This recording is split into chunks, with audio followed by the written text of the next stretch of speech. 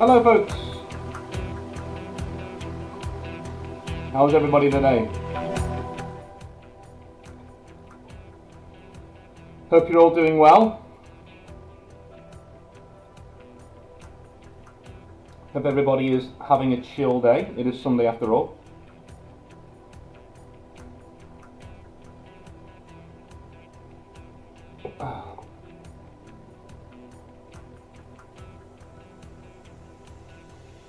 Is there anything better in the world than miso soup?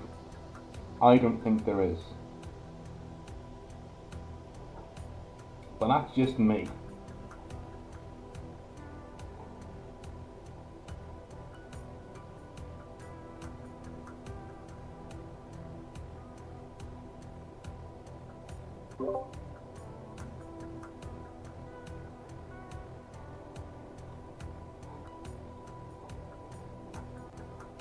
That is just me.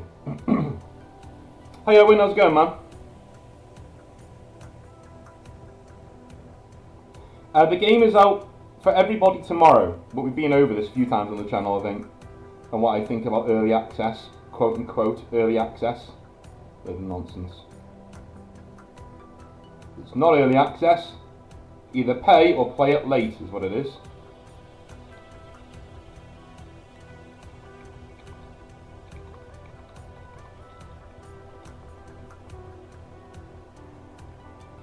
This is the first time in channel history where we're going to be doing a full, I say a full, 40k Rants live, and it'll be recorded for the channel, and it'll be out on Tuesday. So if you're here now, congratulations, you're here early.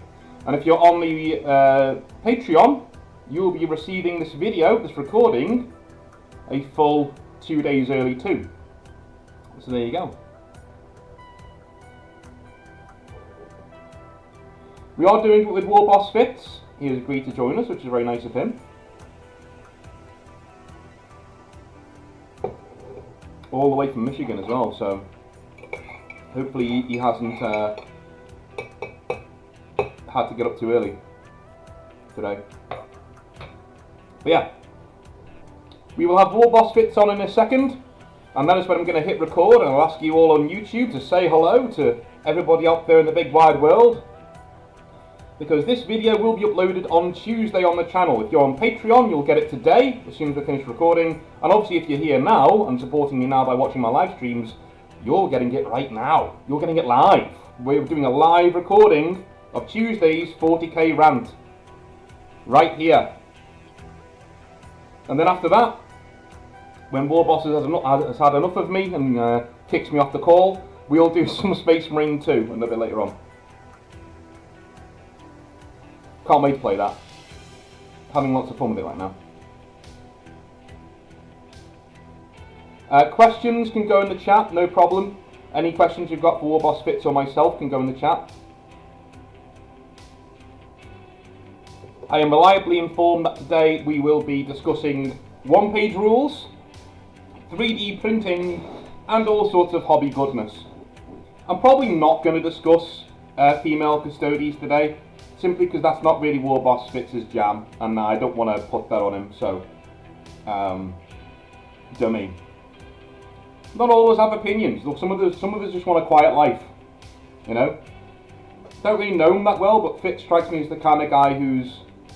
Do you know that in Star Wars Rogue One, where there's the Jedi dude standing there with his robes on in the middle of the fields, like, it's a peaceful life. It seems like the kind of guy he is. So I don't want to introduce loads of politics to his channel.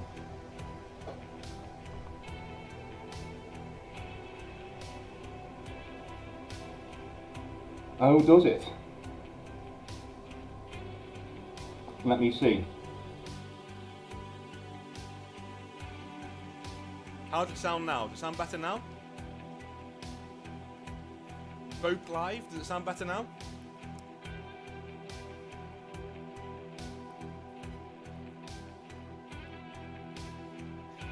So what I did is I plugged in my webcam to do painting tutorials pretty soon. Not painting tutorials, painting streams.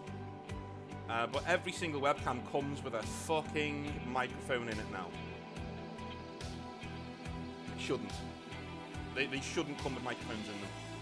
When do you want a microphone? Okay, good. When do you want a microphone? There you go. Oh, 1 second. I will fix that for you if it's a bit low. How about now? Is that all right now? It should be okay now. Yeah, Bo. I don't know why these things come with microphones unless you explicitly want one. Do you know what I mean? Every single one I looked at had a microphone in it. I could not get one without, unless I was paying thousands of pounds or hundreds of pounds for a simple webcam. Bloody thing. Anyway. Right, if it sounds better, that's good. Excellent. Well, I'm glad about that. Shall we invite Warboss Fitz in? So he's not sitting there bored. We can get talking. We can get having a natter, as we normally do on this channel. Just... There we go. Right, let's get him in.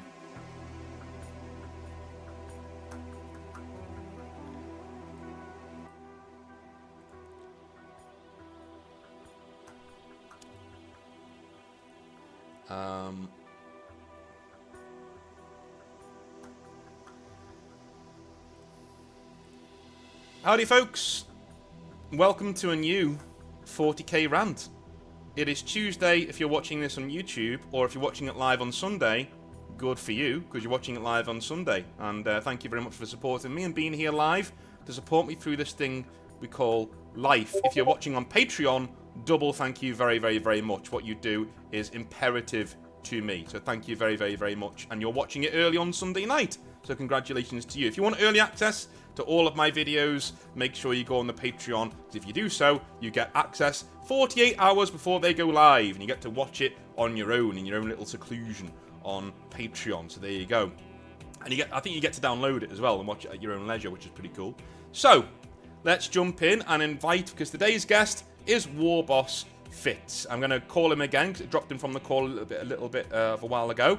And we're going to get into some really, shall we say, pertinent questions about something called one-page rules, and also 3D printing, and what Warboss Fitz thinks about it. Because he's got a channel that's very good. It's linked in the description down below, and we can have a little bit of a natter about where the hobby is going in the next 10 to 15 years. Let me just call him now, see if this works.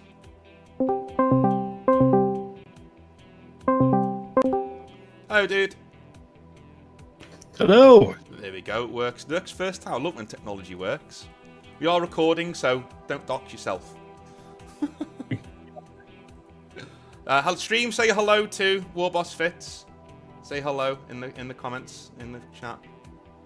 Thank you, Jim. Hello, everybody. Thank you, Jim. Thank you, Chris. How's it going? Gibberts. North, I don't usually watch live. Do you prefer I watch the upload versions of the main channel? Do both. Do both. Watch both. Put me up the algorithm. Anyway. Right, dude, what's your channel about and where can we find you? And tell people how much of a more chill person you are than my channel. Because if you get stressed out by my channel, I do suggest you go and watch Warboss Fitz, because it's like a soothing chamomile tea after you've had like a straight vodka at my channel. So tell us what you do over there. Yeah, over here we do one-page rules. Just pretty much that's what we focus on entirely, one-page rules. We run through the different armies, have a new army every week. I print, paint, and play a game, tell you what the army does. Do like, before we play the game, I go through the army list, tell you my thoughts on the different units.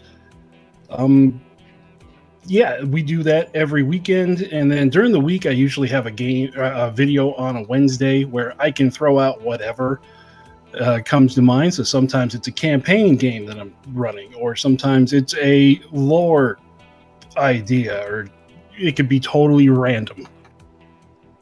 That sounds pretty cool, man. Like I've often seen like your battle reports are very, very, very chill.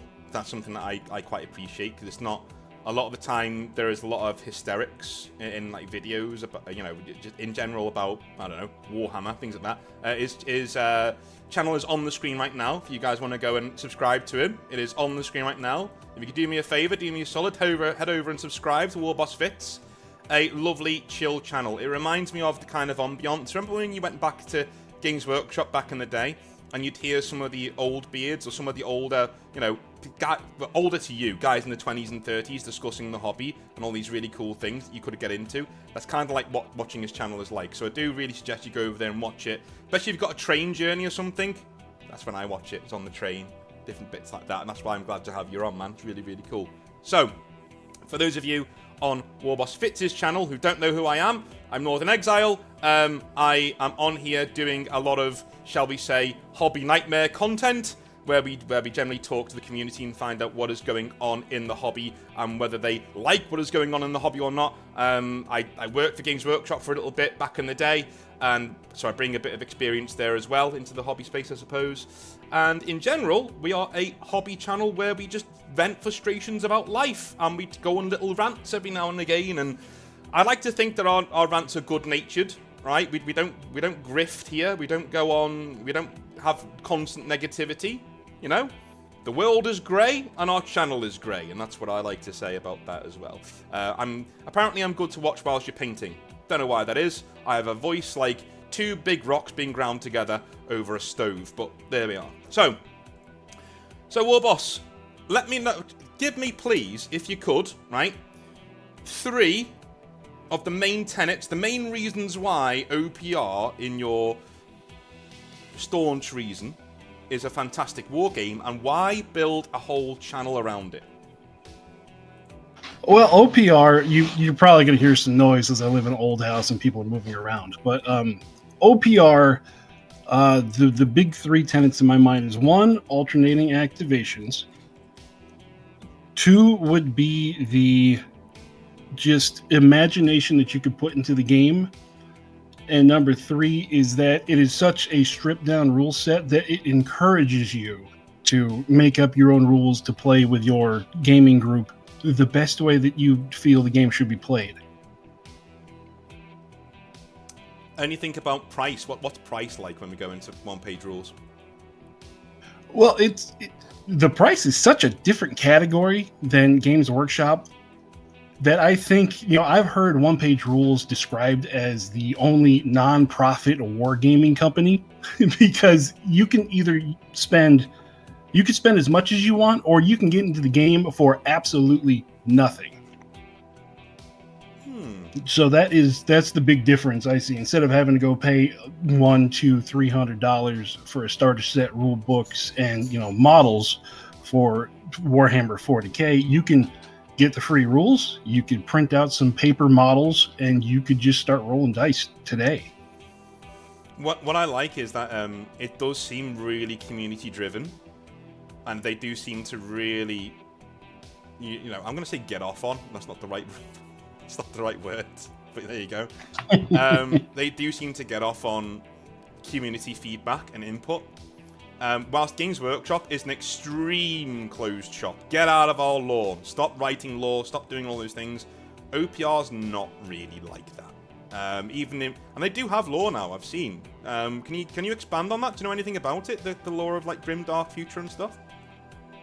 Yeah, well, they came out with a lore book, kind of like a baseline for everybody, a couple months ago, with the Grimdark Future World book. So they've only done the Grimdark Future one. They're going to be having the fantasy one coming out. They said this month. So sometime this month, they're going to have a fantasy book. I love this galaxy map. And that's really cool. That's not something you get with 40k that's so nebulous, because they want everybody to write in it at all times. Do you know what I mean? But this is cool. Yeah, what they have here with the galaxy map is they've just, because mostly people have asked for it, like, where are the different factions? Like, what should we think about when we put, the storyline together for our army? They have the faction map, but they're pretty much still open-ended. Like, it is you can travel through different gates to go from one side of the galaxy to the other. Yeah. And you can have just 2 armies fighting each other. There's no real hard storyline to it. Okay. So, what would you say, before we go any further into some of our more, wilder points on the hobby in general, what would you say the main drawbacks to OPR, if there are any? And if there aren't any, you can say that too. That's not a cop-out answer. Well, I think the main drawbacks for it right now, well, what I've seen a lot of people say the main drawbacks is the armies, they feel rather samey.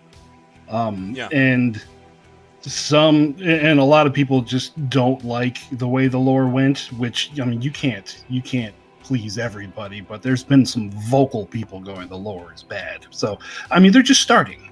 Starting.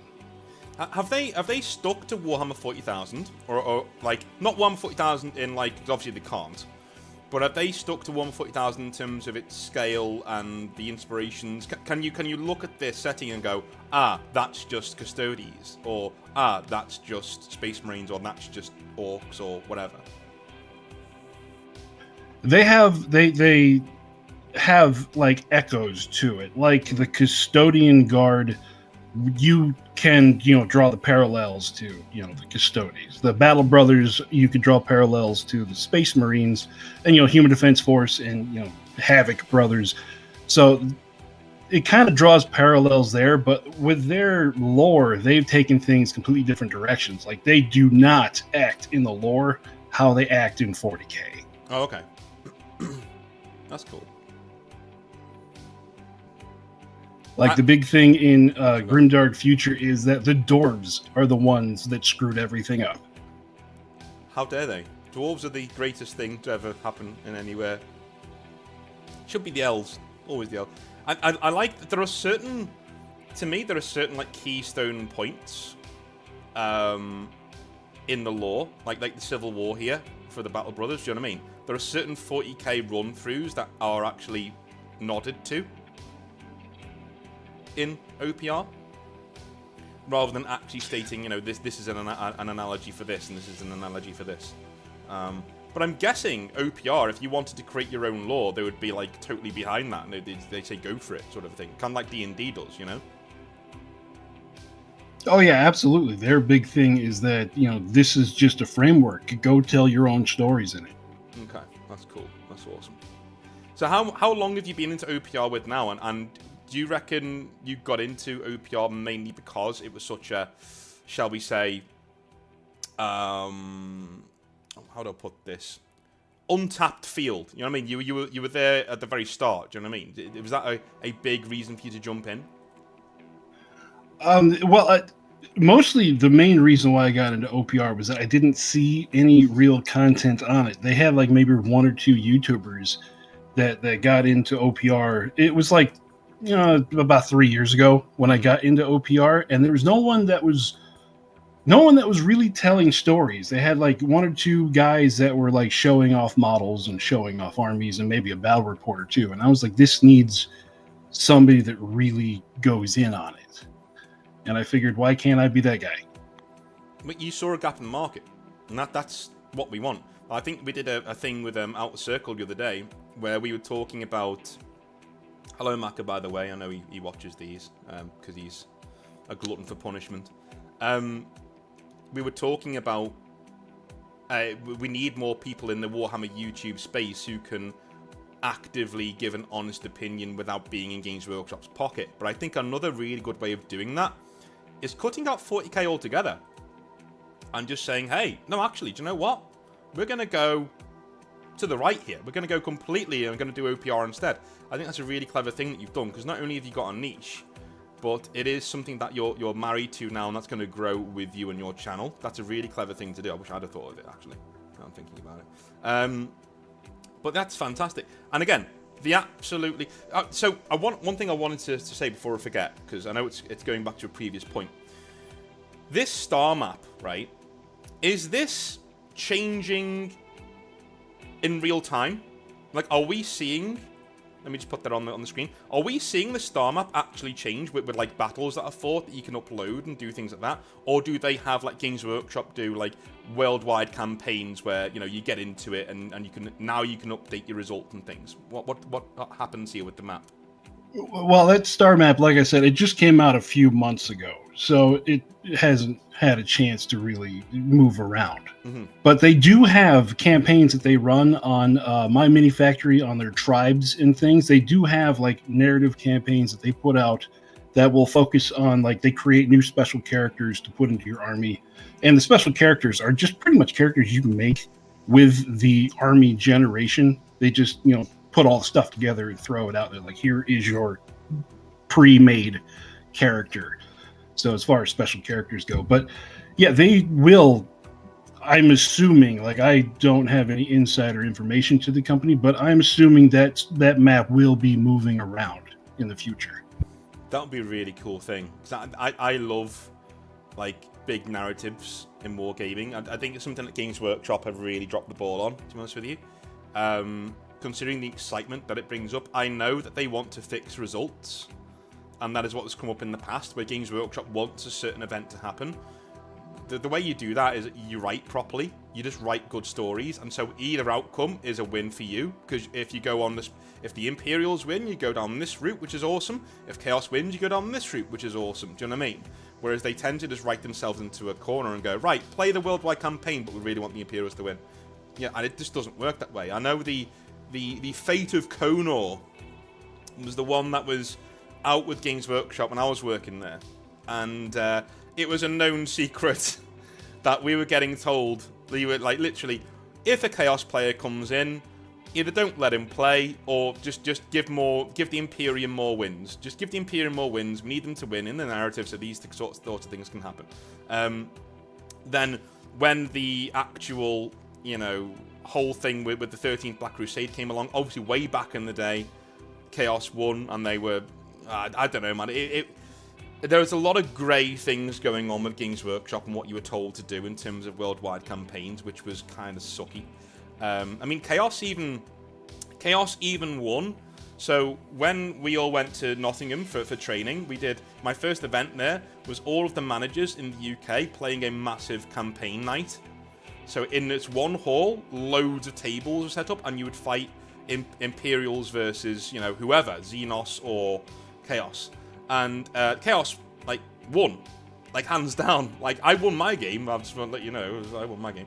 But Chaos won hands down, and still, technically, they brought out a technicality and said the Imperials won by jigging around, certain weights of certain tables and things like that all the time. It was just incredible the way they did it. So hopefully, Grim Dark Future don't do that, because that would suck. So go on to 3D printing.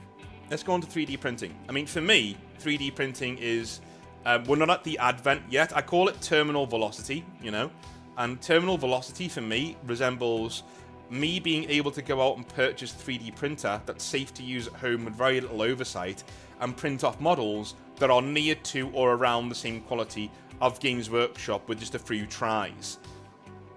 I don't think we're there yet.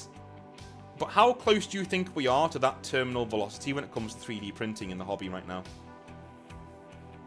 Well, I'm kind of biased in this answer. I think, depending on how much space you have to dedicate it to how much space you have to dedicate to the 3D printing, I think we're already there. Okay. Mostly because I have a 3D printer. I run a Mars 2 Pro, which was the hotness 4 years ago. So my machine has been surpassed by a lot. I can't even get on Amazon and order a Mars 2 Pro right now. It's that far out of date compared to the rest of the 3D printing stuff you can get. And just the different resins that have come out, like the stuff that I run is very low odor. You can't really smell it unless you are right up on top of it. It's in a negative pressure room, so all the air is naturally flowing out and exhaust out to the outside. And as you can just see by what I do on the channel, I print an entire army of OPR stuff every week. So as far as ease of access and just getting stuff together for 3D printing, as long as you have a space to dedicate to it, I think we're already there. So in terms of, I hope you don't mind me talking about cost. Do you mind that at all? If I talk about how much these things cost? Oh yeah, go ahead. So in your setup right now, let's say, because I've seen the results, some of the results that you have. Do you have any pictures, by the way? Because I can just put them on the screen if you want. But yeah, go ahead. Do you? What kind of a price point are we looking at in terms of getting a setup like yours, where we're printing off a reliable army? Maybe not once a week, because most people using this stuff, let's be honest, are going to go and use it for Games Workshop games, not OPR. As much as you would like OPR, right? So, what kind of a price point are we looking at to get a really good, like, say I want a Space Marine army right now, right? I want a Space Marine army, screw you Games Workshop, I don't want to pay for you anymore. How much am I looking at? Well, for the printer, the big thing that you're going to be looking at, like the things that changes the price of the printer, is just the size, which is the amount of stuff that you could pull off at once. So, like my printer that I have right now, I got for $250, and it has a 6.08 inch screen on it. So I can get, depending on the size of the models themselves, like Space Marine size, I can get about 10 of them per plate. So, I mean, it works for me. You're going to paint more than 10 Space Marines in the 4 hours it takes to print them? I don't think so. No, of course not. Yeah, that's cool. So the printer was like $250. The resin itself, some people like to spend $100 per liter of resin. I'm using Sunlu ABS resin, which is always on some kind of sale on Amazon. I just picked up 3 kilos of it, which it still seems weird they sell it in kilograms and not liters. I feel like I'm buying drugs when I say I just got 3 kilos of resin. But I just got that for $50, and I have printed 3 armies out of that so far, and I still have half the jug left. Okay. So the volume that you print at, like the volume of your models, is going to dictate how much your resin is going to cost you. Okay. So, and then for cleaning the models, I have 2 pickle jars or pickle trays. They're just like buckets that you have, screens inside of, or screened buckets that you can just dunk stuff in. And then for, I use acetone in there. Some people don't like it. I like acetone. I'm okay with chemicals. It gets stuff clean in like 30 seconds. That's cool. So, how much space would you say you need? Because I'm thinking a small shed. I guess a small. Noel's got the same one as you. So the guy, he's a legend, Noel, around these parts. He's just commenting on the stream that he's got the same 3D printer. So that's cool. So in terms of space, are we looking at around, like, I would believe a shed, right? We were looking at like a 6x4, something like that. Or is this something that you would be okay having in the house? Yeah, something like that. The big thing is going to be, how are you going to like exhaust whatever fumes come off of it? Yeah. Like my whole printing setup is on a piece of plywood in my basement right next to the exhaust fan. It's like, I got stuff going crazy here. I got cats losing their mind. But it's like on a 4-foot by 2-foot piece of plywood. Mm-hmm. So that's the whole printing setup. That's incredible. So I looking at my costs, when I've been looking at costs of 3D printing, when you said we're already there, would you mean we're already there in terms of personal use per home, or do you mean we're already there? So my terminal velocity thing is, if you don't have a 3D printer yourself, you have access to somebody else who does have a very good quality 3D printer that for like $20 can print you off half of a Space Marine army, that kind of a thing. So a decent quality standard. Now, standard to me is I can take it to not a Games Workshop, but to because Games Workshop will know. Like I could pick things out when I was trained there. Going to an event, a normal hobby store with a Black Templars army and nobody bats an eyelid. Do you know what I mean? Would you say we're there? Well, I'm going to say we're there, because the local hobby store that I go to, in their back room, you can hear 3D printers buzzing, and I've poked my head behind the curtain going, oh, I have that machine and I know what that's doing, and you'll see 3D printed armies on the board every week. Damn. So In terms of, I saw a graph the other day at Friend Sherby. I'm not going to put it on the stream because I'm not sure whether it would get me into trouble or not. But I saw the internal reports of finances. I think they're very similar to the ones you can actually get online just on Google, right? Generally trending downwards now because we had a huge spike in the past 5 years in Games Workshop of monetary sales and value over COVID, of course, because obviously everyone's held hostage at home and wants to paint some models. Right. And then we had a huge dip, as we all saw that was coming, and it did have a huge dip, but then came back up again around 2023 and things like that, mainly because new edition of 40k, things like that. But there are only so many silver bullets you can sort of bring out as Games Workshop. There are only so many 10th editions you can throw out there.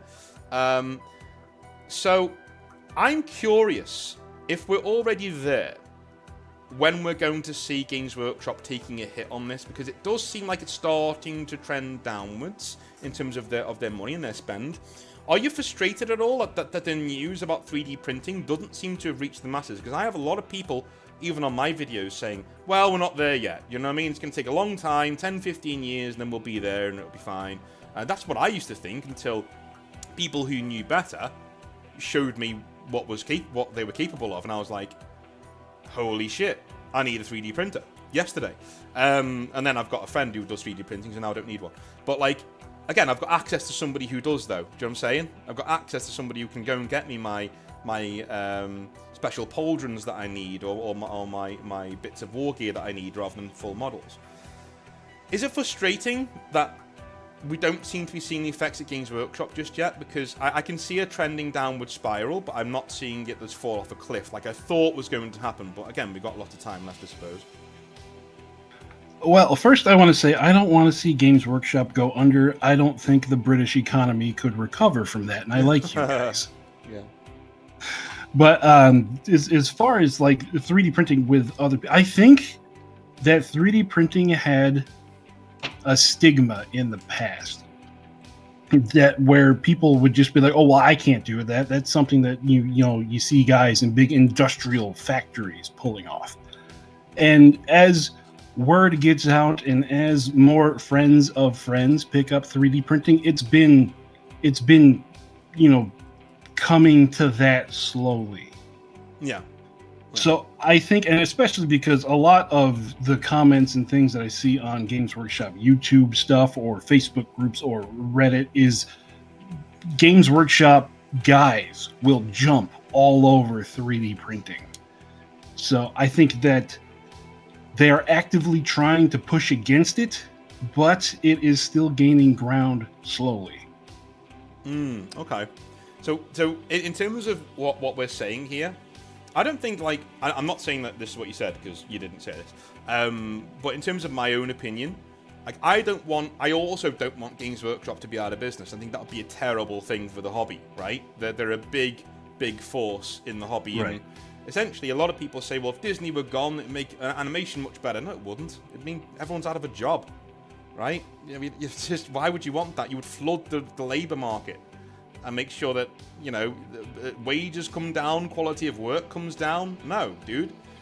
What I want 3D printing to do is to force Games Workshop to treat their customers better, to value their customers. Right now, they don't. Right now, Games Workshop do not value their customers. I can say that without any shadow of a doubt, right?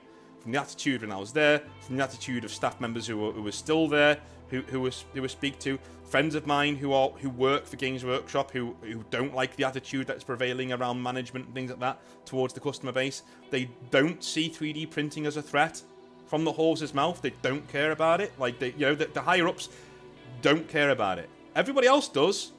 A lot of other people working at Games Workshop, especially in retail, are going, "Oh my god, this is bad." These models are better than ours. Some of these models, like, what's going on, right? I want 3D printing to rebalance the scales and say, listen, we now have an alternative here. If you don't treat us properly, and you stop with this fear of missing out nonsense, and you stop with all this other bullshit that you try to push on us, your pricing models, right, constantly going up. I'm sorry, no, it's ridiculous. You need to bring that back down. Not just freeze it, bring it down. Or other people will step in and take your custom. Do you know what I mean? That's what I want 3D printing to do. Would you say that's a more healthy thing, or would you say that's still going a bit too far in another direction? We should just leave 3D printing to get on with it?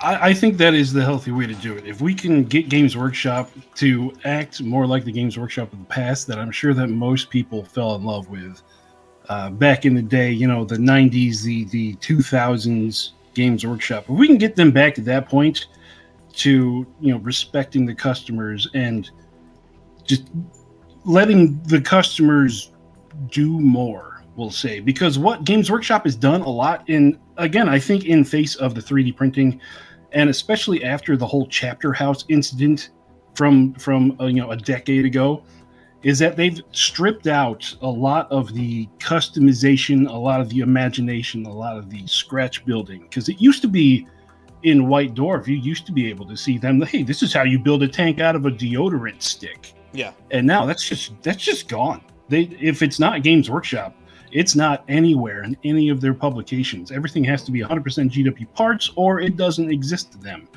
And 3D printing is one of those things that, you know, Games Workshop can still be there. They can still, I encourage them to still be there and to put out models, but let some of the customization go to 3D printing.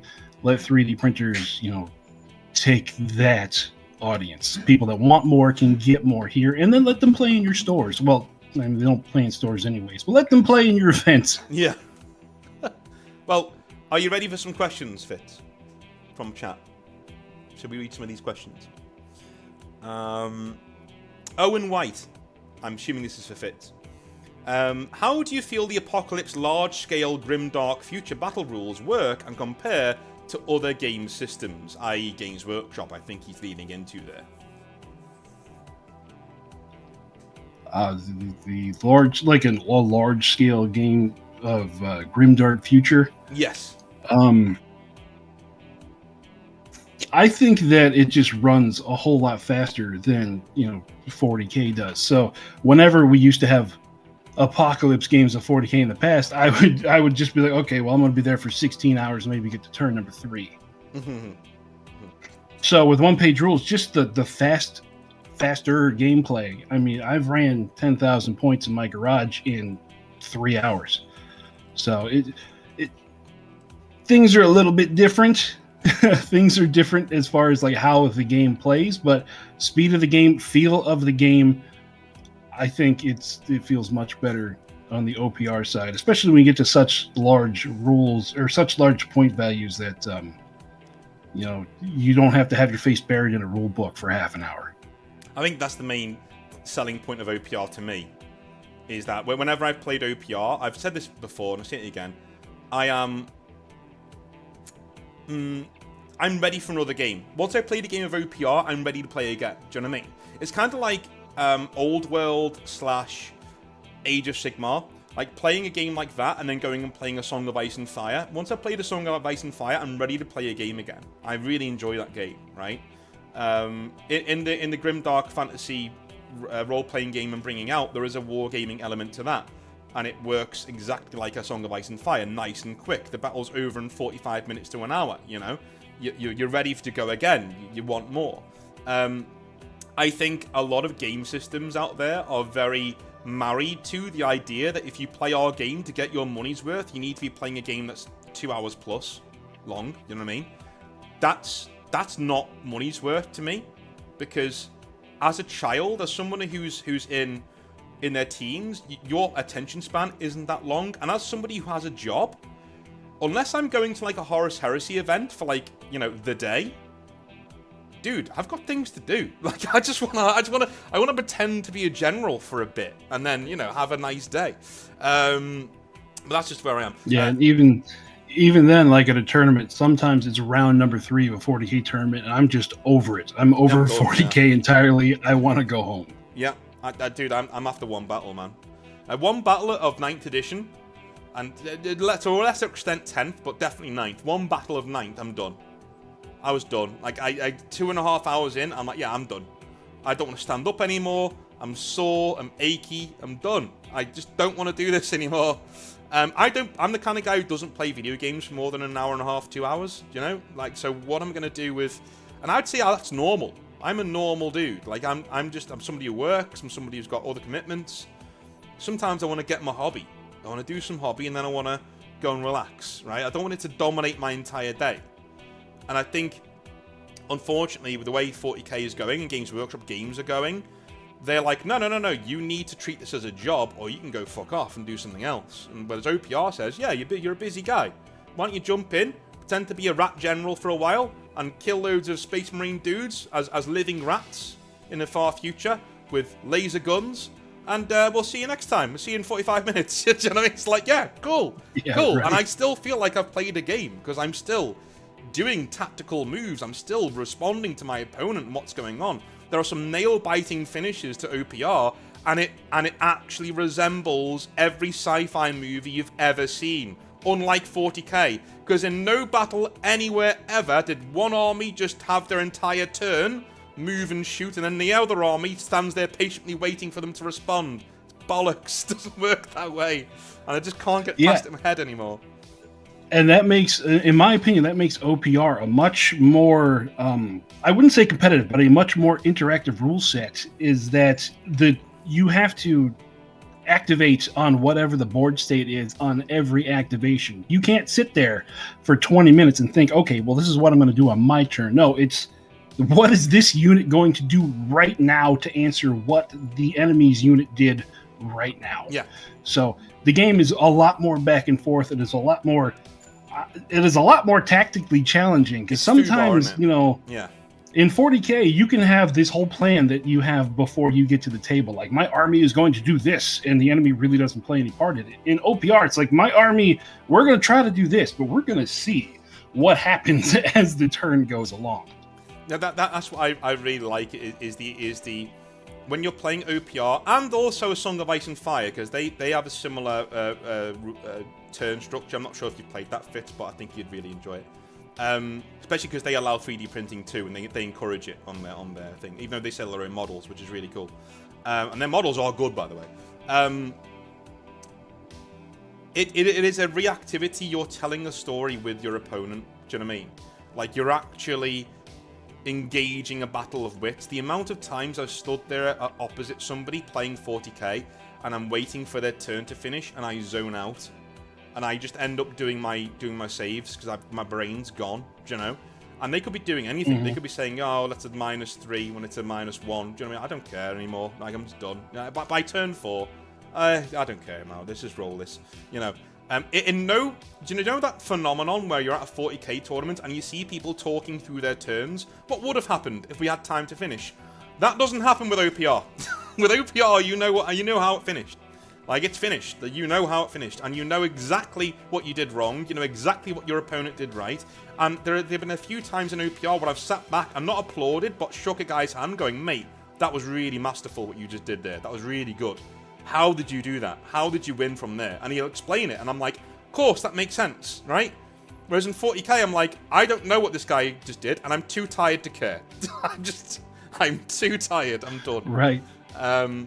Yeah, there's no 10,000 bespoke rules for different things. Like, how many different Terminator sheets have different rules depending on what army they are in, what detachment? It's like, oh, come on. Mm-hmm. All right, where's Gaz says, bro, printing has been good for years. Painted entire armies during COVID. It's only gotten easier and faster now. Anybody who wants to do it can. Just need space and a decent computer. Cool, man.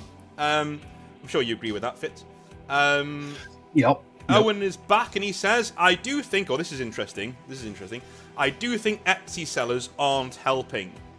I've had several 3D prints leak uncured resin or often wash, rinse, spill out of hollow print, careless, and puts people off when you get it all over you when opening cases. Okay, cool. Some poor sellers anyway. Yep. Have you come across that on Etsy and places like that? There are people with 3D printers who perhaps don't know what they're doing, and then they kind of besmirch the name of 3D printing by, giving away really shoddy products. Well, I've never used Etsy myself, just because when I started this, I decided that I was going to jump in. Like, I'm one of those, I'm going to figure it out, or I'm going to blow myself up trying. Okay. But with the Etsy stuff, I have seen lots of people that say they get stuff with, support still on. It's been cured, but there's still resin leaking out. A lot of that I think is something that you'll just see in anything that people see, that it's people making their own Etsy stores see that people are buying stuff. So I'm going to jump in on this. And they make stuff they just try to get it out the door. They don't care about you as a customer.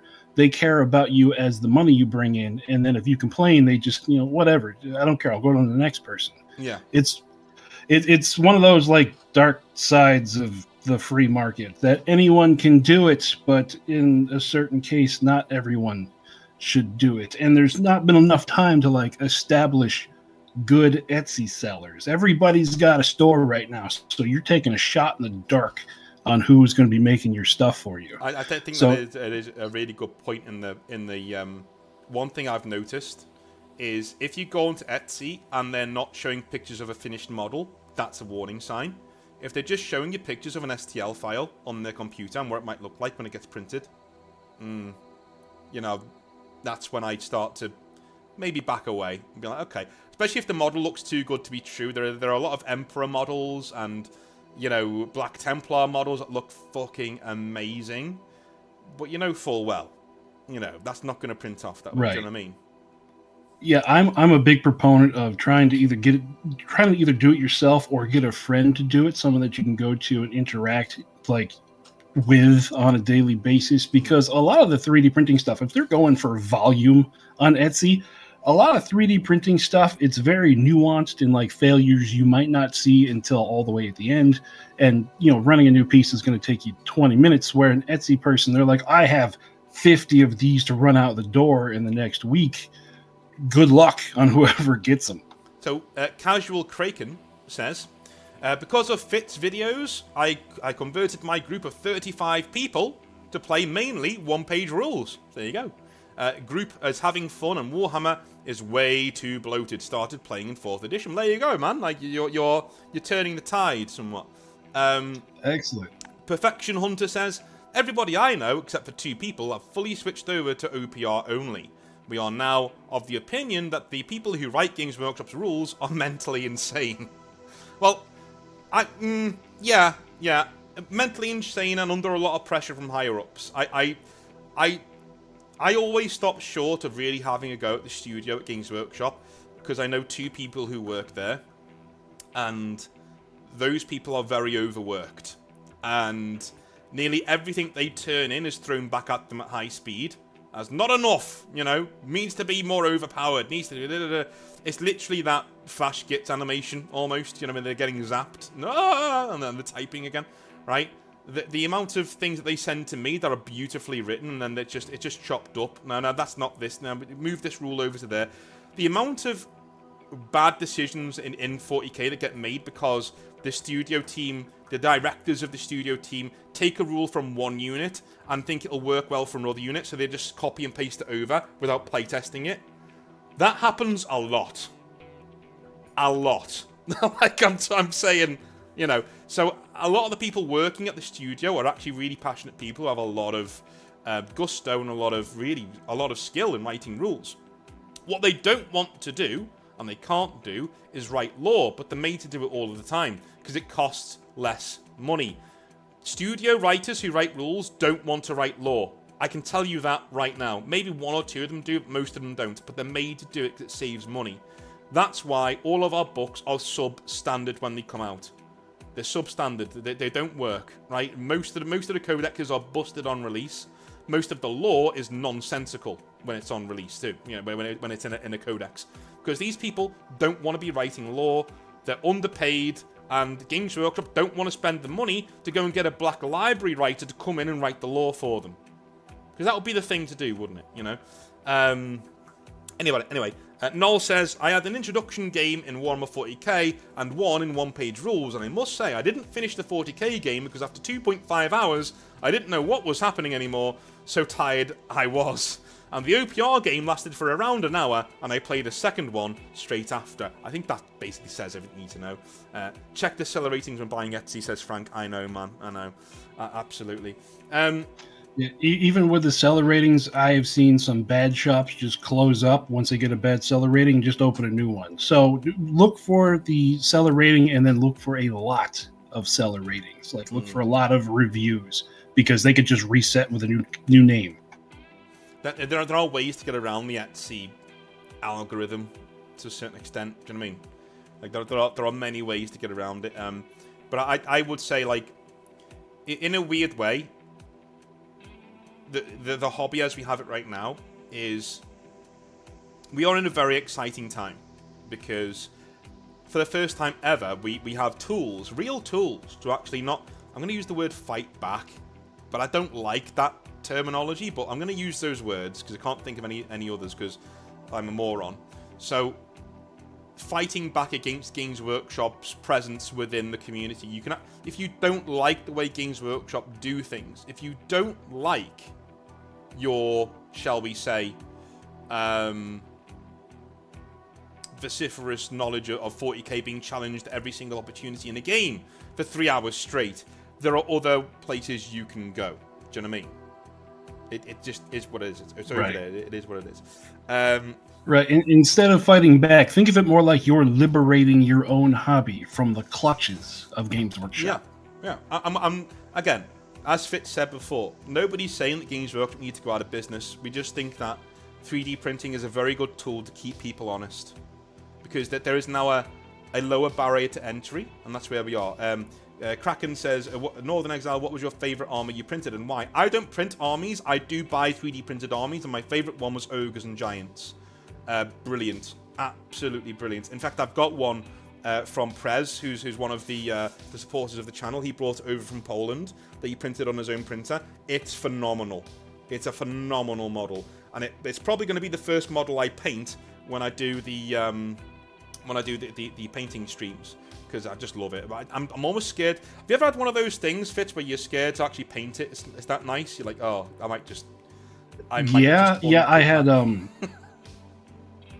I had a friend of mine who ordered from Major Kill. He got the Major Kill Emperor model, the 3D printed one, and then he sent it to me like, "Hey, you could paint this up." I'm like, "Oh, okay, I'll give it a shot."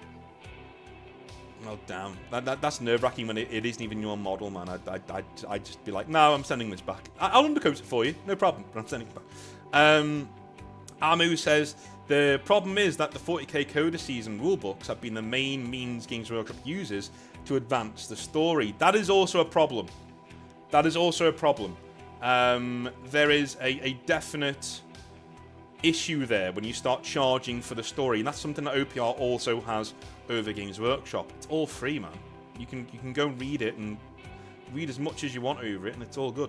Ben Brico says, this is the best time to be in the hobby. There is so much you can do by yourself, and there are so many communities that'll be a fit for you. It took us to go through the dark times, though. Yeah.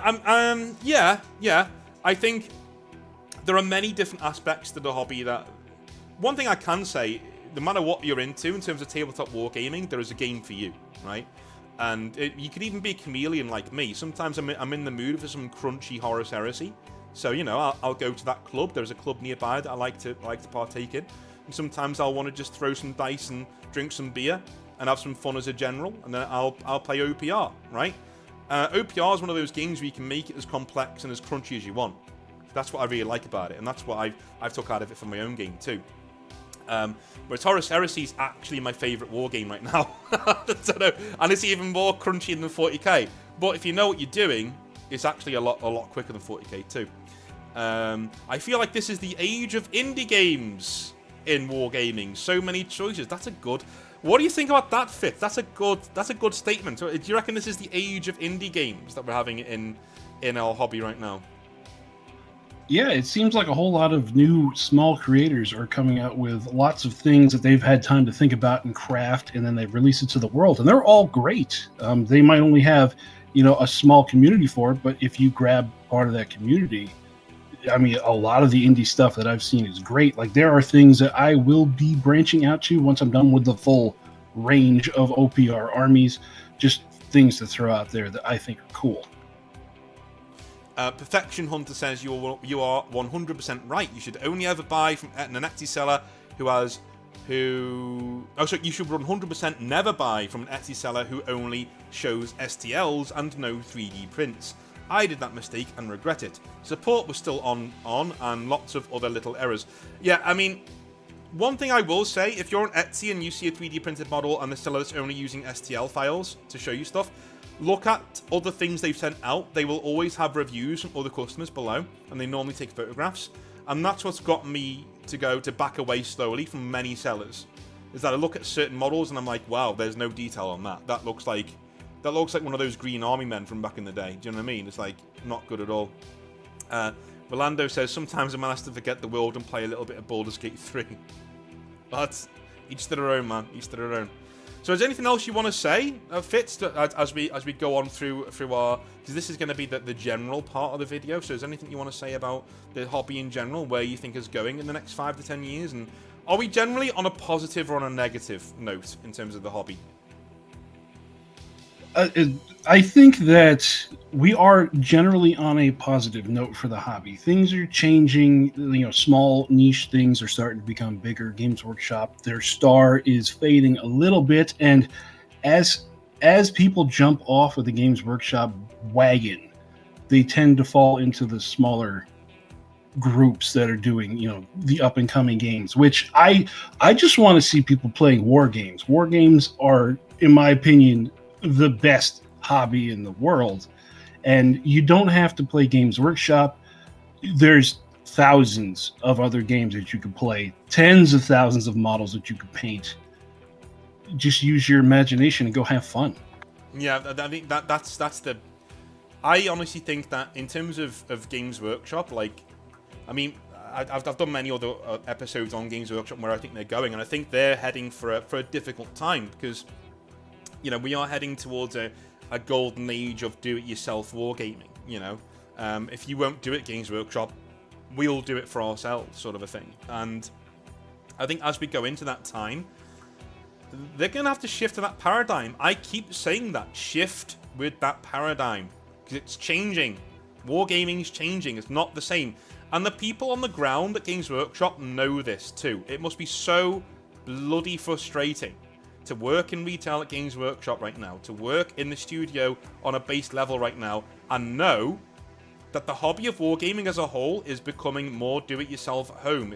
People are making their own games, and making careers, by the way. Back in the day, the only way to get a career in wargaming was to work for Ian Livingstone over at Games Workshop. Now, you can do it at home. I partly fund my own career selling a bloody role-playing game. like when does that happen, right? I'm making another one with actual models, and I'm doing that from home on my computer, right? So we are rapidly approaching a time when all that's gonna hit a terminal velocity, and Games Workshop are gonna be not screwed, but they're gonna have to shift, or they're gonna start to really feel it in the wallets, and that's where they really don't want to feel it, Right, yeah.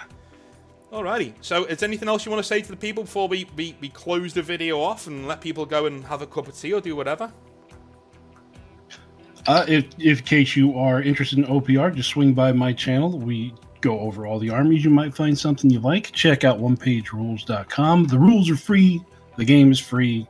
Give it a shot. You just might like it.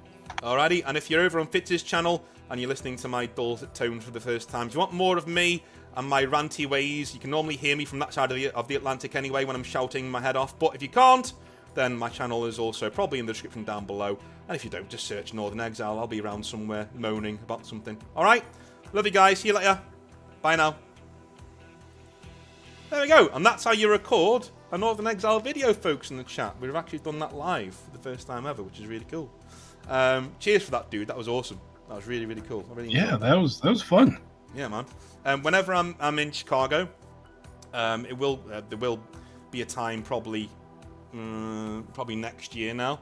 We'll get together for a game of OPR. I'll drive over or something. We'll do something. It'd be really cool. Oh, absolutely. That'd be great. Fantastic, dude. Well, I'll let you go and let you get on with the rest of your day. I know it's Sunday over there, so you're gonna be chilling. But thanks for joining me. Yeah, well, I gotta go record a game of OPR for the channel. Well, who are you playing against, and what factions are there? It is going to be Age of Fantasy, and we're going to be doing the Human Empire and the Beastmen. Sweet. Well, go and check that out. If you're in chat, go and check that out on Fitz's channel, because I'm going to watch some more of that when I get off as well. All right, man. I'll let you go. You have a good one. All right, talk to you later. All right, you too, man. Be safe. Bye now. Alrighty, well, thank you very much for Warboss Fitz for joining me. That was really, really cool. Is it time for Space Marine 2? It is. I'm gonna be on in a couple of minutes. I'm gonna do Space Marine 2 in a couple of minutes. And wait for my missus to come up with a nice cup of char.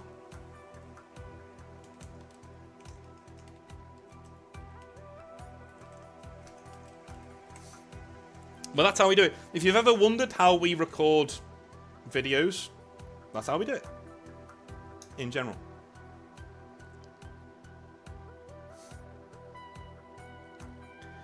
Fitz's channel is here.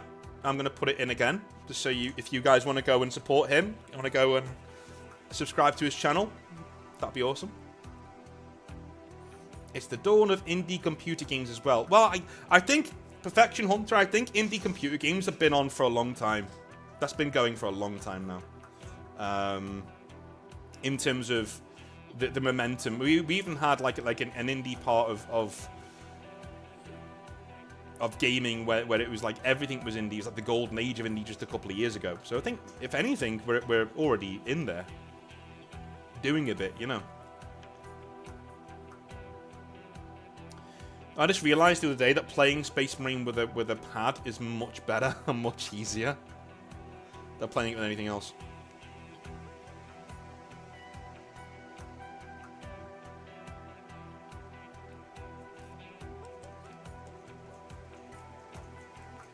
I love how it comes with a massive risk of seizure warning on top of it. It's quite funny.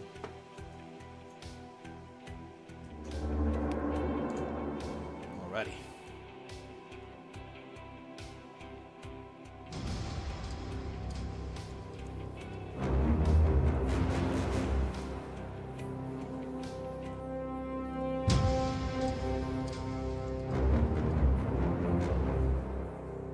There we are.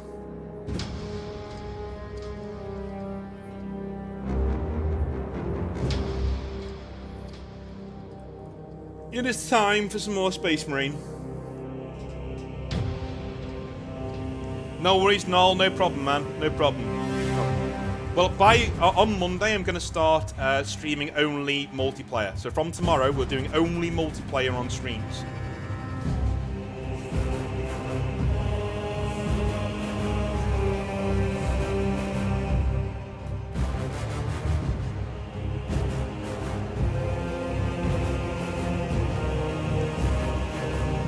I have not beaten the campaign yet, no. We are playing the campaign today, though.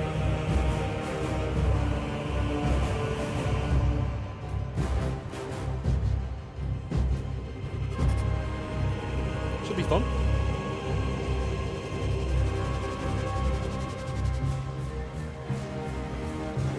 Right, let's jump in.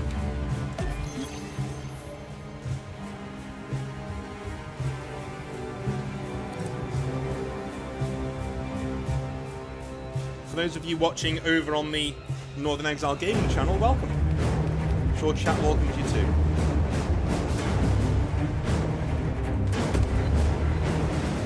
So we've moved on a little bit from where I was last time. On this channel anyway. If you want to know what you missed, then head over to the Northern Exile Gaming channel.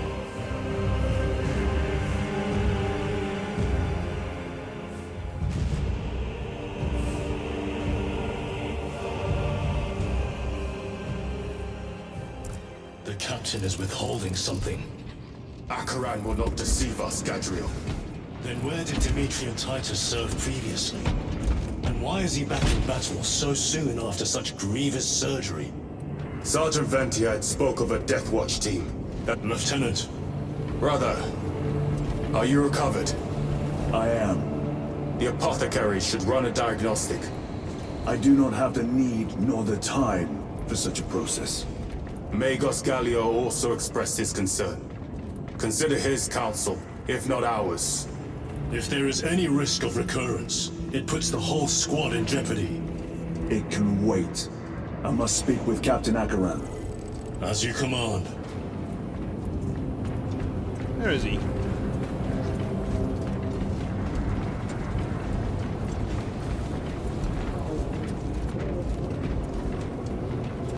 our bodies, our blood, and our searing wrath. Our very life force is a gift from him, and we shall use it to serve him only. For he is the light of mankind. His is the one truth in a galaxy of falsity and horror. Those that defy his will shall be cut down in swathes. Their armies crushed, their tainted lands burned to ash, and their wretched kind eradicated from existence. Now, go forth and lay waste to the Xenos plague in the name of the Emperor. It is cool how the game does have little spots here and there, and they have cherubs in the game too, which is great because they're a grimdark holdover that's been going out of the hobby for a long time. The death of an Archmagos will not be regarded favorably by the machine cult. The fault is theirs. Their own reports suggested engine failure. Anyway, damn the Archmagos. Lirio and Alterius both lost their lives in that crash. Our armorers would not have permitted such a fault. But someone is responsible. Does this game, for anybody else, right? Whenever I finish this, I really want to write some lore or paint some models. I'm just in the mood. Brother, it is a relief to see you on your feet.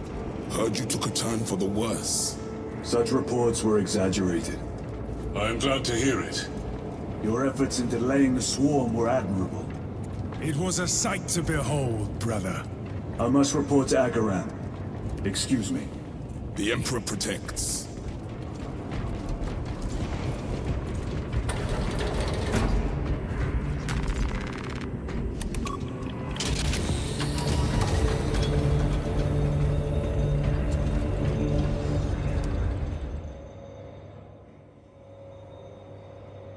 Was that truly the work of the archenemy? It was not clear to you. It may have been only a handful of fanatics. A handful of cultists could not bring down a Thunderhawk. He is right. The archenemy is here.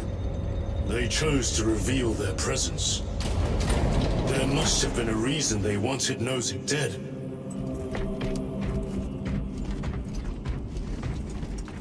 Is anybody painting right now in the chat? Or if you're watching this recording, are you painting right now? What in damnation happened down there? Nozick was assassinated. The Adeptus Mechanicus report said engine failure. That's not what I saw. Sergeant. Traitors. Chaos. You're sure? No mistaking it, sir. Clear the bridge! Nozick was head of a highly classified project. Aurora. What is it? A weapon. And the minions of Chaos learned of its existence. With Nozick dead, there's only one man capable of continuing the work. Morius Luz, Nozick's apprentice. He is currently missing. His last known location was a Mechanicus facility on Avarax, one that is now overrun with Tyranids.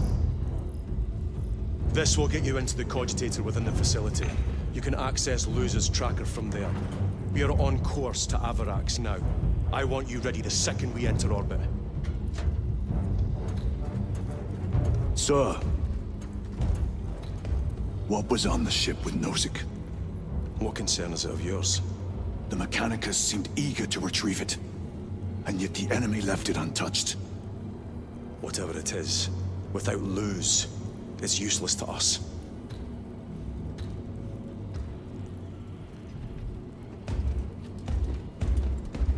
See you later, Gibbets. See you later, man. Or Lieutenant, Gilbert. the journey to Avarax will take time. Enough for a brief diagnostic. Very well, if it will put you at ease. Magus Gallio will be in the armory. You can run around. Okay, that's cool. Directing. 4 degrees starboard. On course. Engines defective. Maintain all specs monitoring. Attempt an ambush. Aye, sir. I love the sounds of the ship. Stand down for my alert. It actually sounds like a warship, you know what I mean? Like they're actually talking to each other, the ambience in the background. How did you know about Aurora? I saw the name in a mission report, most of which was redacted. I would have preferred to stay on Kadaku and hunt down the heretics that dishonored our brothers. We will find them on Abrax. Unless Luz is already dead. Whatever those tech priests are working on is still here, in this system. I expect the greatest battle is yet to come.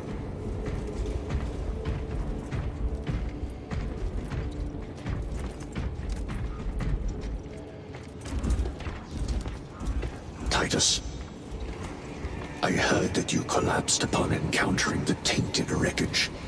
I am concerned. A mere side effect of the surgery. I am fully recovered. Sergeant Gadriel, I trust that you will be close at hand should your brother suffer any further episodes. Yes, Brother Chaplain. If the arch-enemy is indeed present, any weakness could grow into a cancer of the soul. Bind yourself to the pages of the Codex, and it will shield you from the glare of heresy. My faith is without compromise. I will not waver. Is it just me, or the chaplains kind of stand out in the Ultramarines not really belonging? You know? Like, in the Dark Angels, definitely. Dark Angels, yeah. Chaplains everywhere. Yeah, because they're interrogators, I get that. Black Templars, yes, obviously. Blood Angels, yes, obviously. You know, every other chapter has a reason for having chaplains. One with a Primarch that believes in the Imperial truth as Rebute Gilliman does. I don't know, man. I don't know. You look tired, Merrick. I have not slept in 2 days. Then who has? Caleb said he procured a supply of recaf. See if you can scrounge up a cup or two. Tell him I sent you. Thank you, Aethold. I will. Shifts extended to 22 hours until further notice. Additional recaf rations will be issued. I heard of your incident on Kadaku. I am greatly concerned. It was brief. Likely a result of the surgery. You suffered catastrophic damage to a number of primary organs at the hand of that Carnifex. While in that state, you underwent radical surgery. Your body was ripped open from head to foot. If some error was made and remains undetected, it could cost you your life. Brother, we cannot afford another episode like that. The apothecaries may not have time for a thorough diagnostic, but they've given me their sanction to do so. Now settle in. This will take time. Ready? Do I? Oh God. Okay, I'm just getting mauled. Thank you, James. The gaming channel is called Northern Exile Gaming. Nice and easy.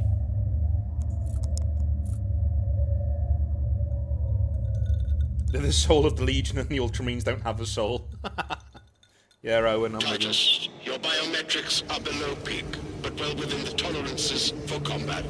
I can find no explanation for the symptoms you experienced. Then I have duties to attend to.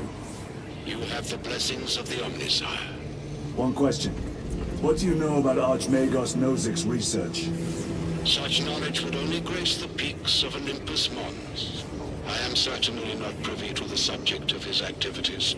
I only pray there remain records of his discoveries.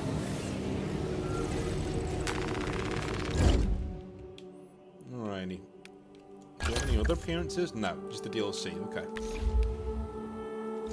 Notation. Increase on-hand supply of Mark 10 Elmseeds. Tyranid biomatter is hastening degradation of environmental scenes. Search company, we have reached Avarax orbit. Commence immediate deployment. Time to go.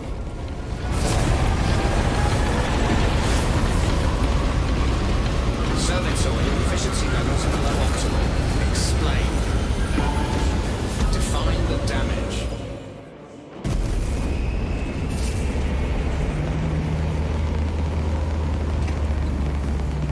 How do Thunderhawk gunships fly when not in space? That's what I've never got.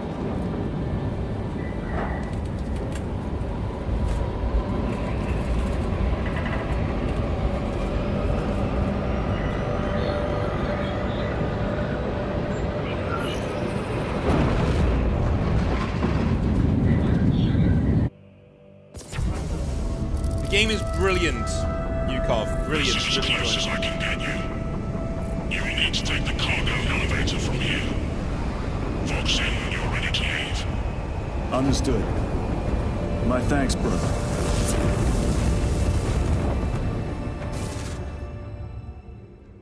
The lab is within that spire. There's the cargo elevator. Look at all those spores. That'll be one hell of a fight. Shame to miss it. We should be down there with the rest of the company. We will be, soon enough.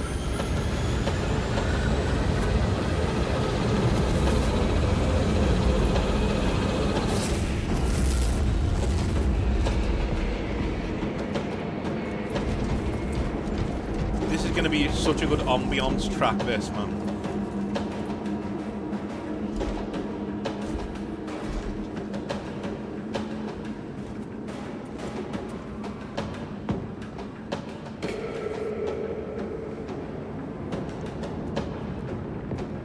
Phenomenal. What a phenomenal job the devs did. This might be game of the year, you know, on the channel. It might be game of the year. We'll discuss that when we finish playing tonight. What past game of the year is Engines here. Elevator repairs are incomplete. Please conduct holy maintenance. The elevator's inoperative. We must find a way to restore power. Servo Scar, how do we fix the elevator? Operation without full repair is unwise. You may override safety protocols via the control room at your own risk. Up there! Looks like the control room. The main entrance is destroyed. I found an alternate route. Plotting now. Check your display. Engines here. Your cogitator has remained idle for 3 hours. Please resume your defined functions.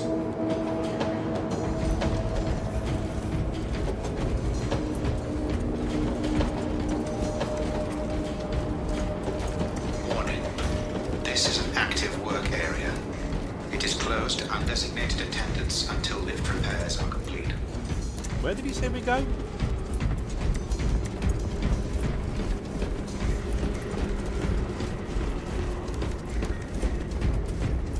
Through that door. All this destruction. Ooh. And not a Tyranid in sight. They're here. Watching.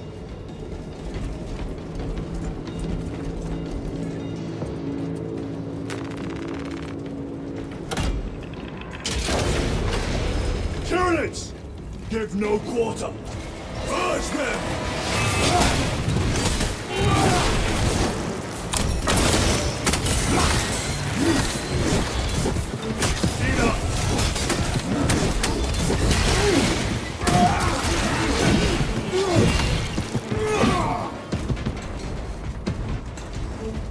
Better. Force sword's my favourite. Or power sword. Reloading weapon!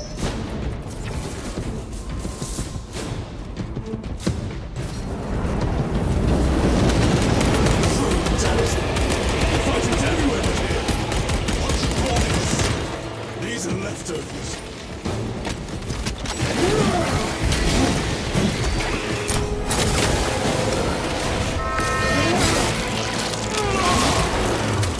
They never learn. Look at these mindless creatures. Dare to attack the inferior.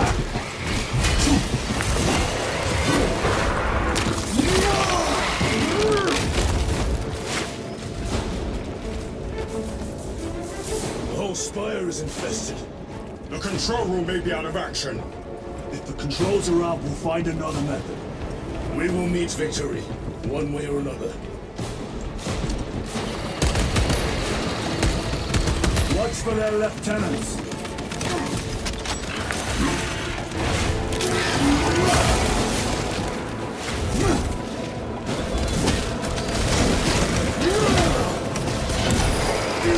Run in the north direction. Come taste my steel!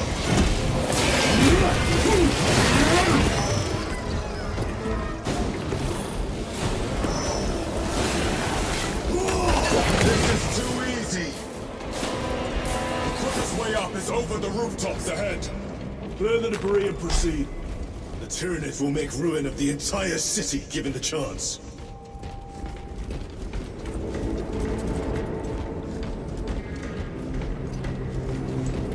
Right.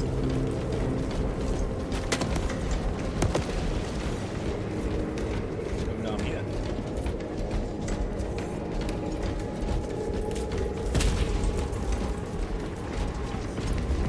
No painting today, Matthias? Well, that's alright. That's alright. You don't need to do painting. You can have a little break. Munitions secured.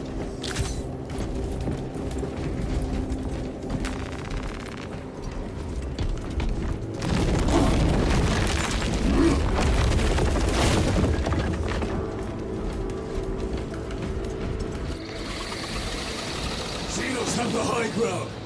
Then take it from them.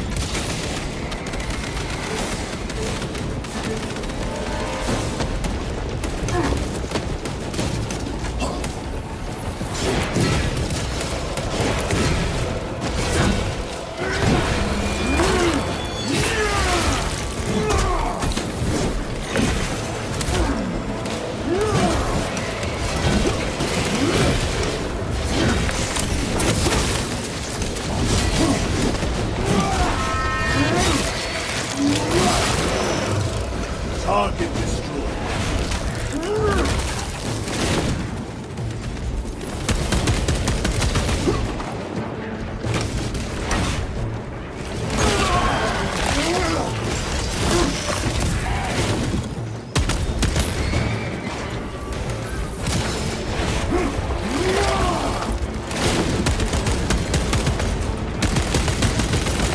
Reloading weapon.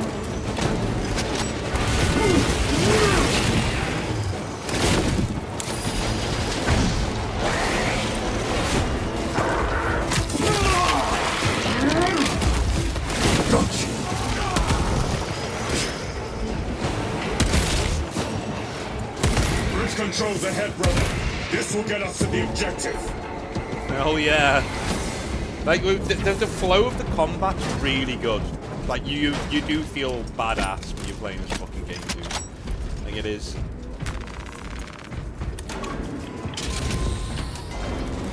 Like I did say this is 10 out of 10. It's approaching art category. It's approaching it, man. It's up there. Sounds like the mechanism is damaged. It may take time.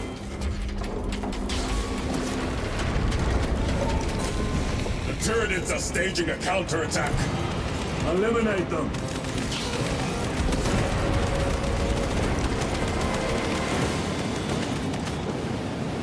Come on, that's any day now. Magazines. There we go. All space scan active.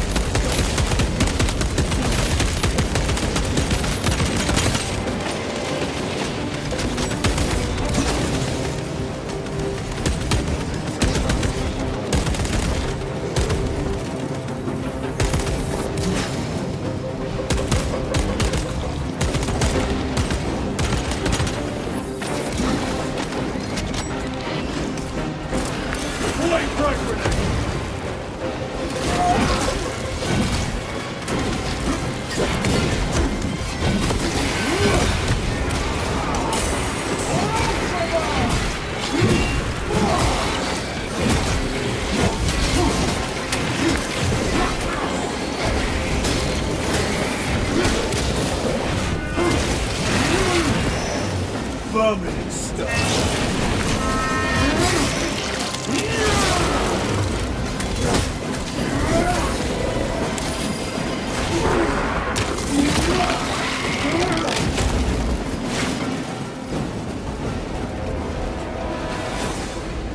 of racing. I enjoy that. My lord, we may now cross the bridge.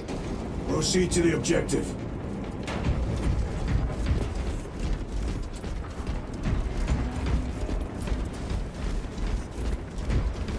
Sir, you seem to be at full strength again. Did the apothecaries identify the cause of your collapse? Focus on the mission, Sergeant. As you wish, my lord.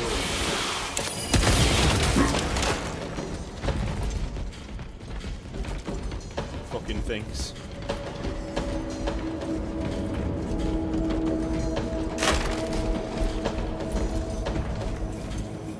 Work hard, be saved.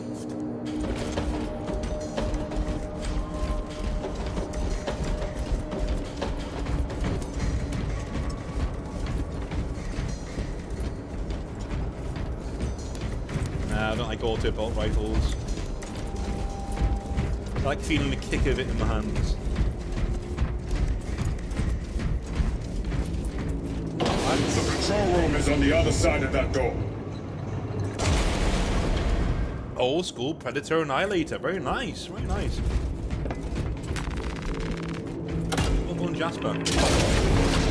I always found painting tanks to be a lot harder than painting models. That's weird. Use the controls to restore power. Like getting a nice smooth finish and, like, you know, no lines on there, no differing paint marks. Difficult.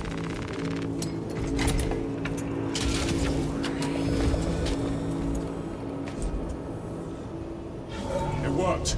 Let's get down there. Practical. There's a shortcut across the rooftops to the east. Good. Proceed.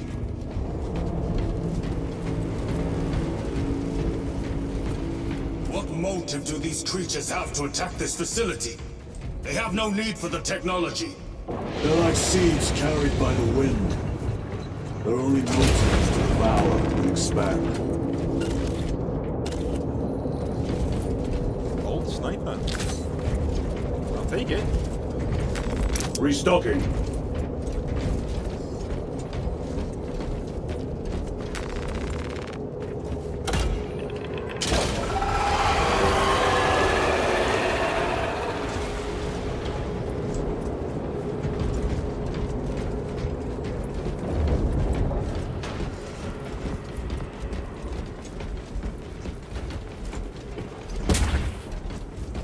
More ammo for me. Incoming spores! Cut them down. With pleasure! Let us get to work, blessed protege.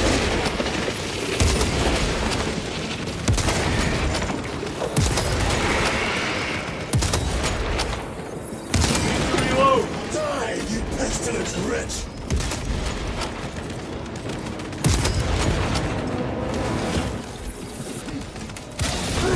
Oh, behind cover there. Ha ha ha. No, no, no, no, no. My bolter will silence you!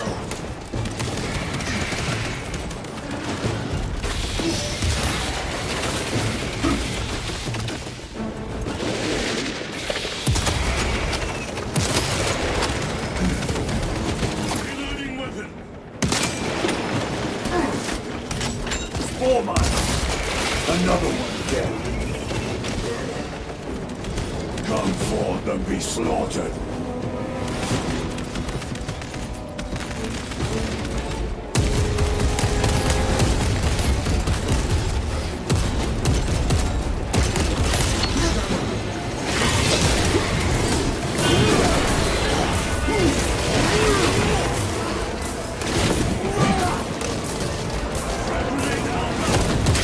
Changing magazine. Enemy destroyed! Clear that obstruction. Yes, sir! All for me. Let's go over here. I like the sniper rifle. I just think it's, you know, it should be used only for elites, I think. Thinking them off, you know. Through that opening! Oh, the skyboxes are lovely, aren't they?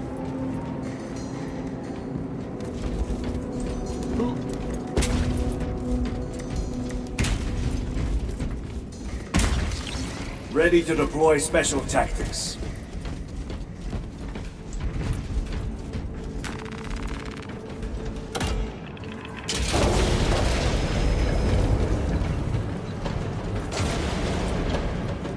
Right, back here again.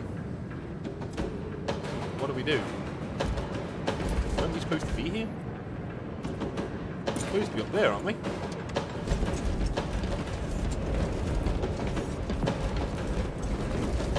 Don't we want to drop off this thing because...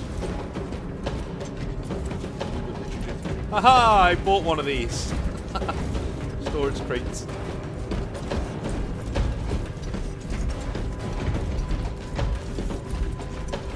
Okay, we'll go down.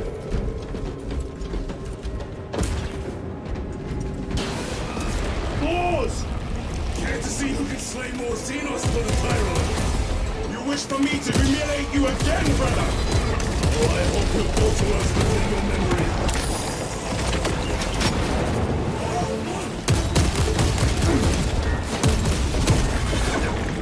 Reloading! Ravener!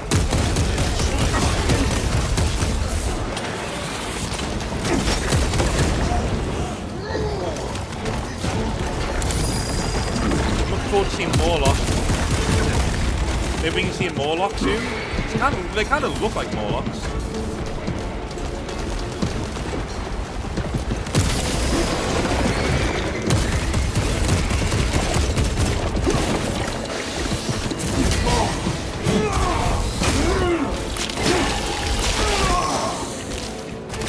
Ravener eliminated. Reload!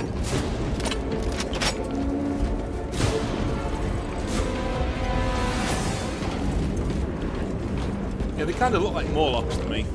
Raveners. Are they Morlocks? Does anyone know?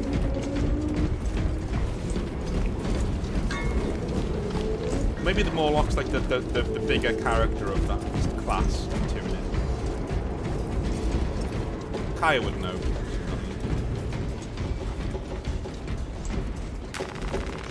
Restocking!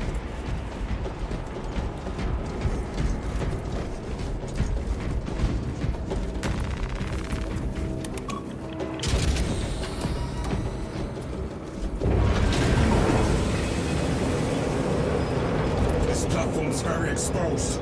Expect a bumpy ride. If I'm not mistaken, you've had bad luck with cargo elevators. That was a long time ago. I prefer not to discuss it. At least you made it out alive, which is more than we can say for the orcs.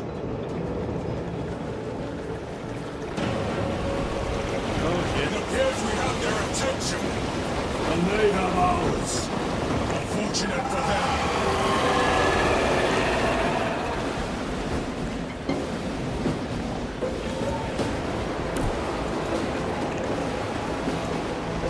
What the fuck? Are they trying to...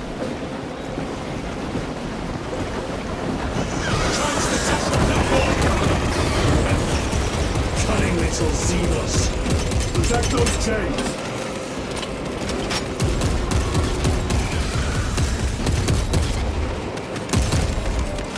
Reloading.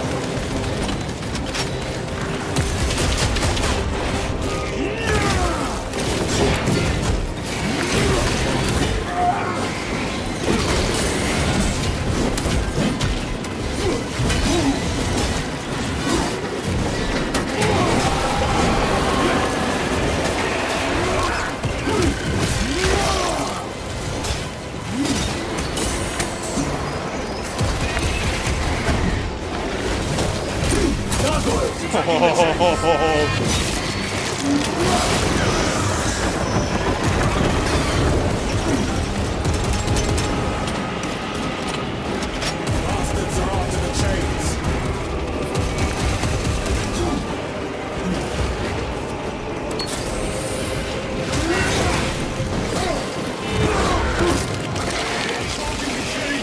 Yeah, I know. Why don't you shoot them then?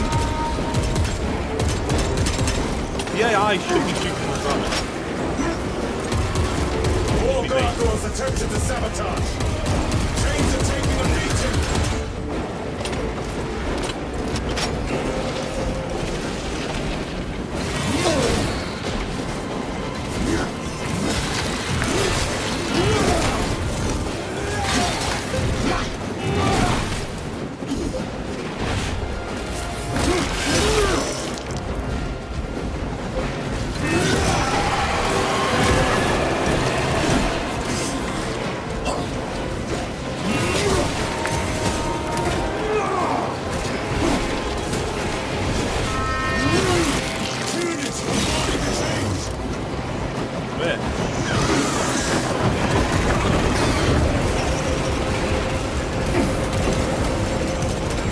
that may harry the chains.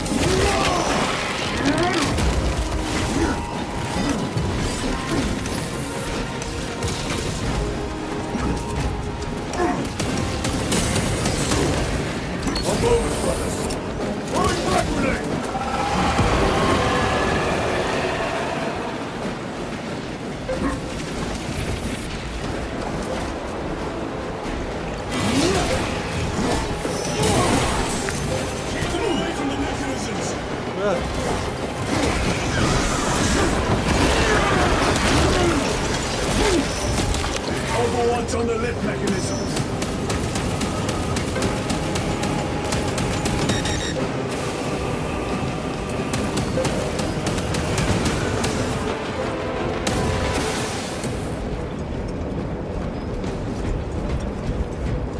One of these. Reloading. Resupplying.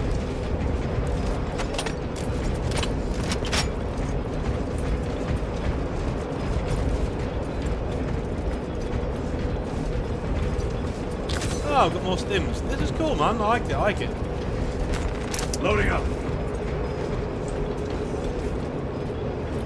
Stabilizing vitals.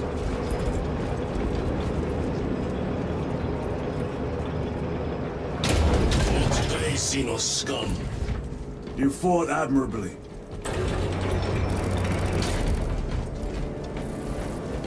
They didn't really, though, did they? Because they weren't even looking at those bloody chains. Titus, shoot the chains! Facility in lockdown. We'll You need guys also have explosives. guns. Nothing's getting through that door. Ventilation tunnels. Checking. One floor down. Let's go.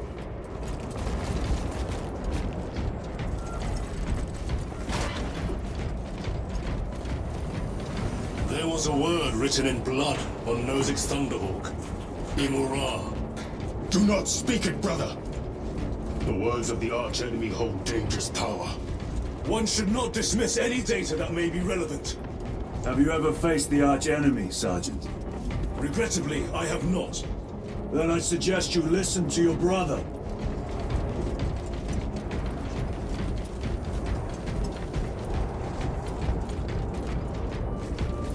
A little attention to the details. Look at the sparks that are metal armors clinking off the floor. You know what I mean? Dude, this has been a labor of love for a lot of people. I'm telling you now.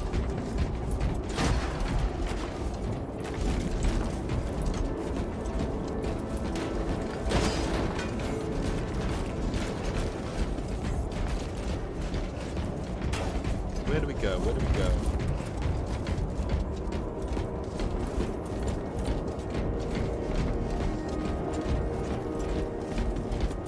Did I just come down up the other side? For God's sake, I'm such a moron.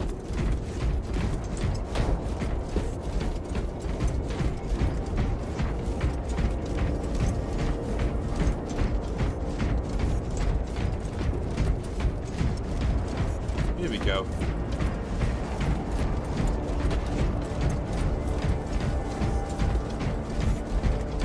If the archenemy is involved, might we not encounter them here? I hope we do.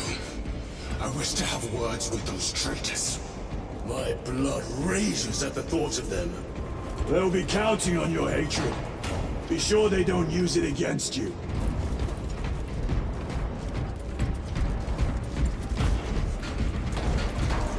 Shoot one of these out. War gear prime.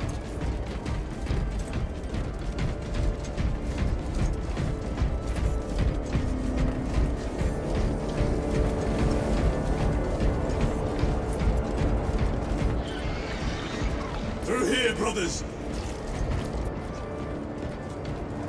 Okay. The Adeptus Mechanicus put up a fight here. You guys just jump down, no problem.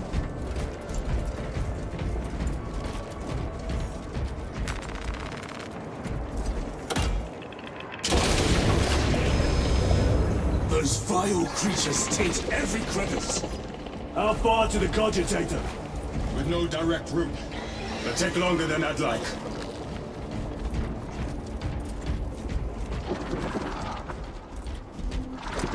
That is a lictor.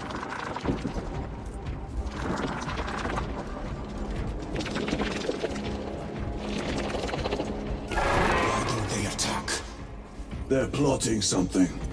What plotting could these insects be capable of? These are mere drones.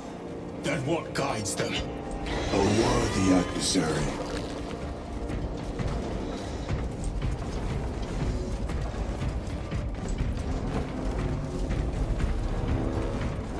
More tyrannid filth. They are a plague, staining worlds with their very presence.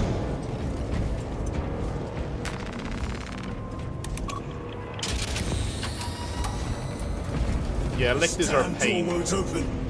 Look for a nearby access terminal. Lictors are a pain. A reset of the system should work. No, what?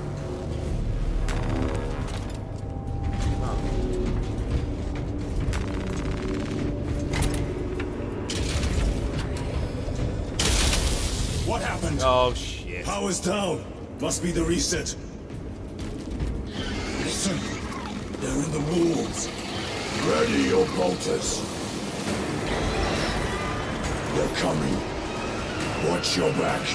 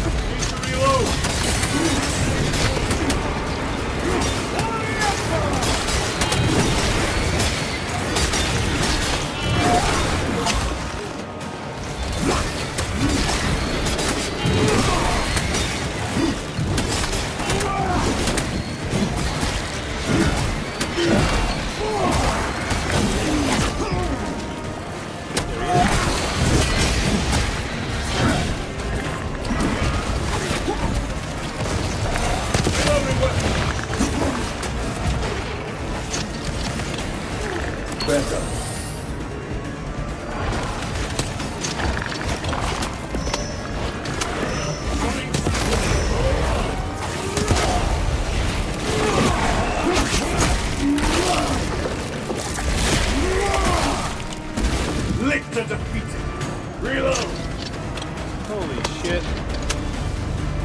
Power's back. We're seeing through the door.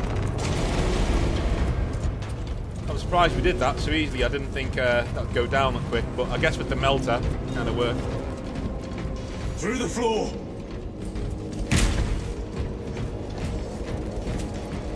Rally on the elevator. The reason why I put the melter down is because it's not as all-rounder as the bolter is. Almost there. I'm banking on us not having to Then fight we're at the more data lictors. banks. Expect heavy resistance. They wish to interfere with our objective. Our objective is of no concern to them. Their only wish is to kill us.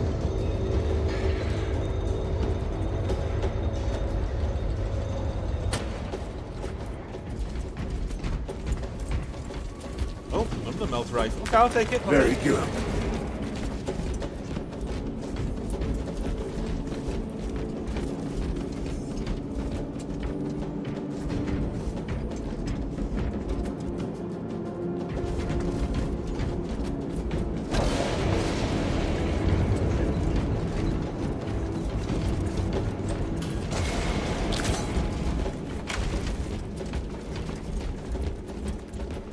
I'm guessing we gather here?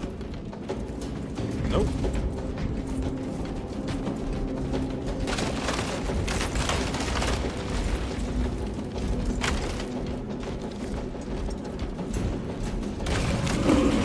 Oh, What's so practical? Do not get caught when it charges at you. It's your end.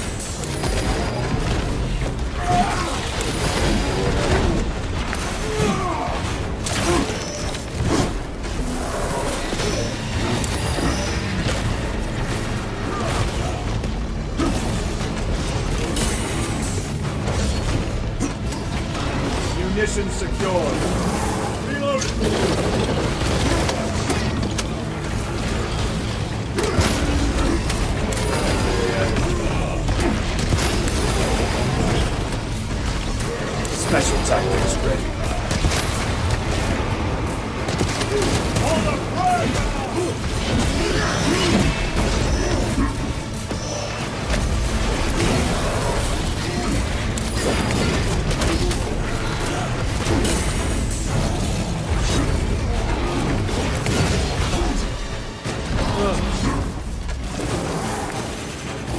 Resupply.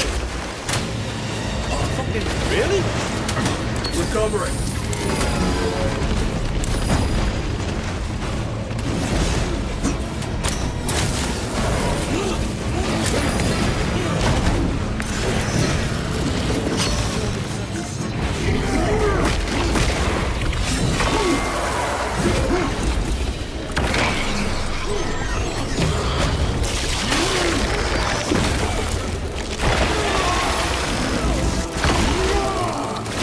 Slain the Carnifex.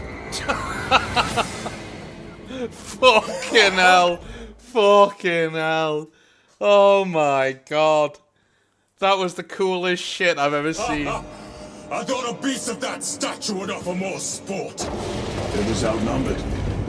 I once faced a Carnifex alone, with nothing but a bolt pistol. That was sport. Well, I am glad to share in the glory of this kill.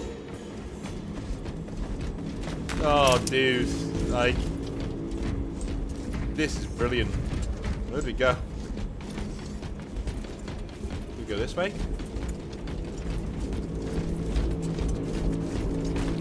Oh my god. Come on, though.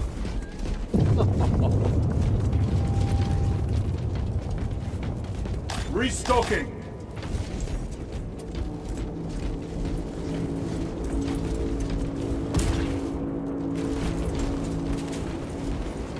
This facility is in shambles. Let us hope the data center is intact. Can we access losers' tracking data from another system? Apparently not. It's this or nothing.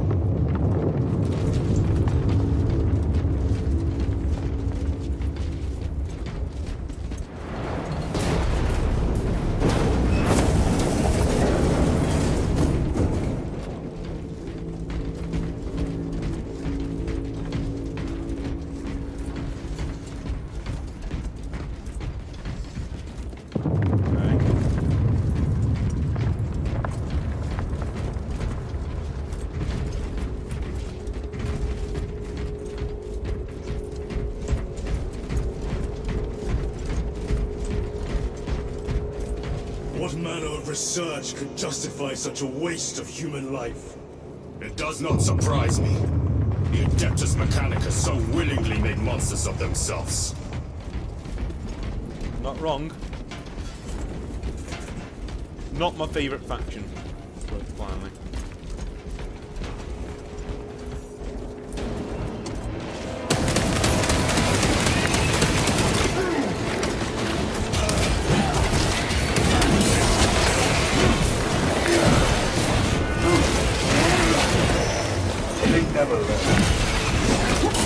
I blocked that, but okay.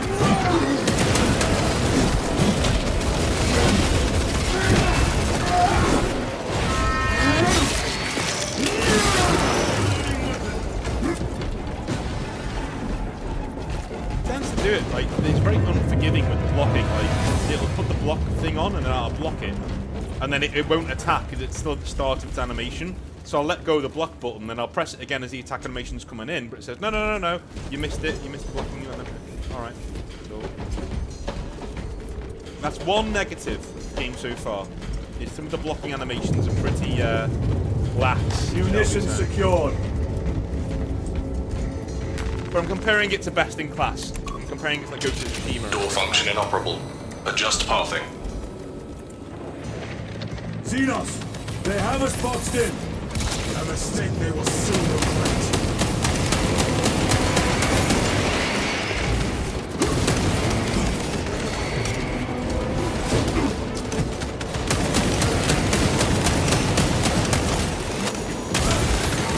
Target destroyed.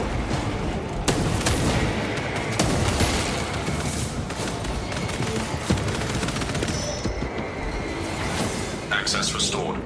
Corridor cleared for transit. Advanced by the Omnissiah's will.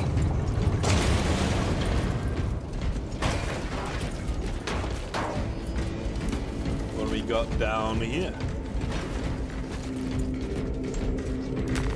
This is great. The core of the reactor. There is so much beauty in its instability. These machines only keep the world from enjoying their beauty. Captain, permission to speak. What plagues your mind, Corporal? Captain, intelligence reports that the Tyranids are on their way. Roll up units in key corridors. Let's get them closer. But... Do it, Corporal. Do not question my authority. Their authority. I think we got gene stealers. War Gear Prime.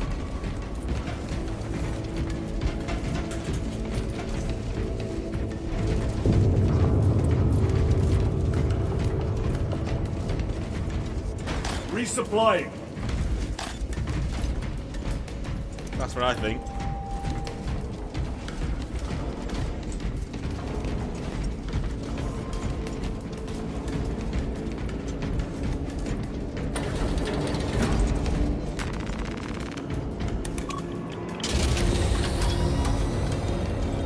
No sign of the arch enemy. Maybe they've been and gone. Maybe they're not involved after all. Stick to what you know, brother. I'm merely observing the data, as I am taught to do by the Codex Astartes.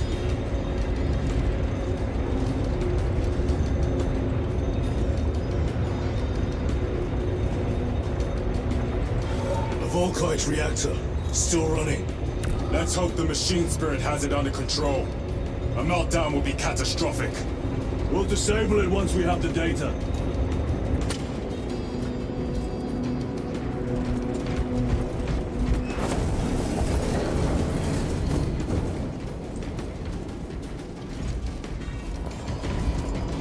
Let's go down this way.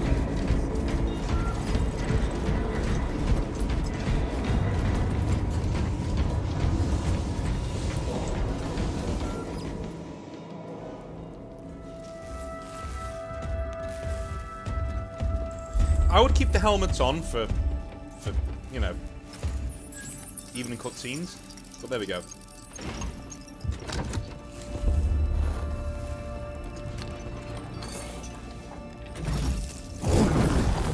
I awaken. Lieutenant Titus, Ultramarines, 2nd Company. Enter your command. Locate Marius Luz. Access denied. Access rights granted. Establishing locus. Avarax. The city. Temple of Thasian. Vitals are elevated. I'll box for a Thunderhawk. Wait. Open file Project Aurora. Register intention of requisition. Open the file.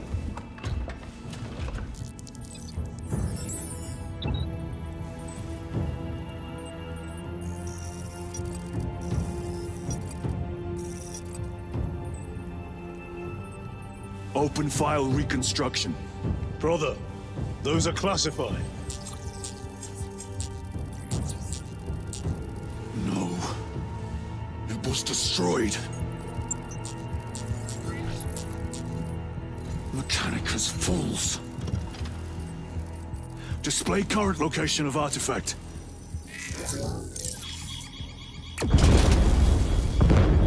Warning. Volkite reactor unstable. Meltdown imminent. Great. This whole place will collapse onto the city beneath us.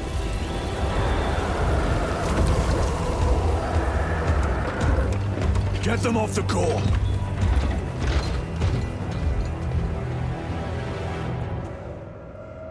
They are throwing themselves into the reactor. We must shut it down before they destabilize it further. Machine spirit, power down the reactor. Your compliance. Remote circuits are fused. Manual override required. Explain. Emergency disengagement mechanisms are located on the reactor platform. Clear a path to those controls.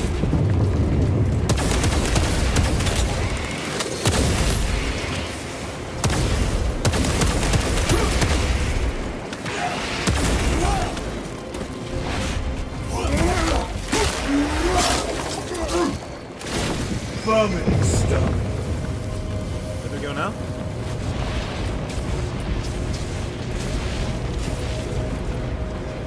There we go.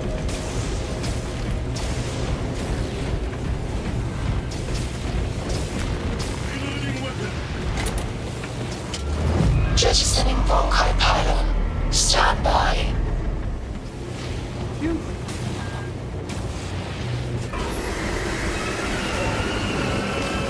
Here they come. Keep them off that reactor.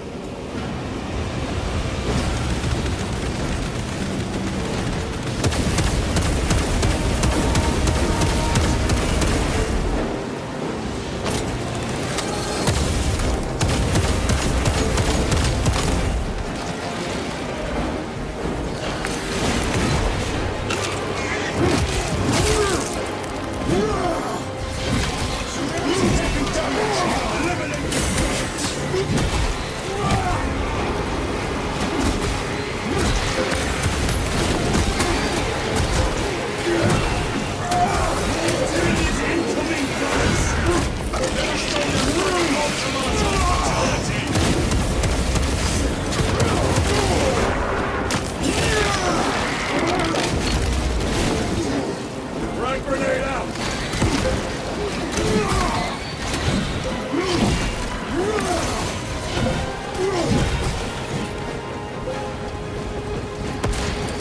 Deploy frag grenade!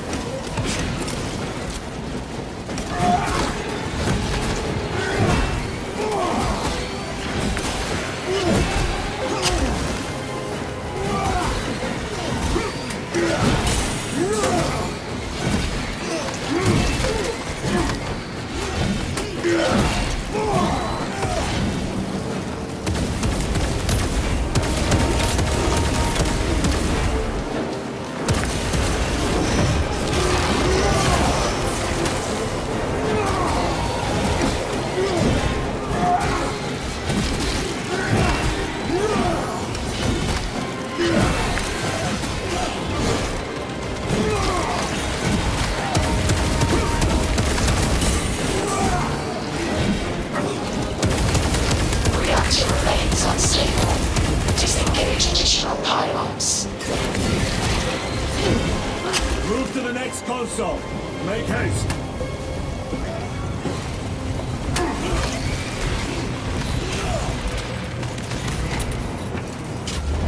Jettisoning Volkite pylon. Stand by. How many pylons remain engaged? One Volkite pylon maintains the reactor. Disengagement. Unable to comply. Temperatures have fused remote circuits. Manual intervention required.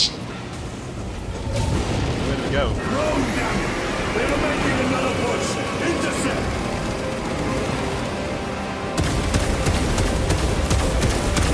Annihilate them!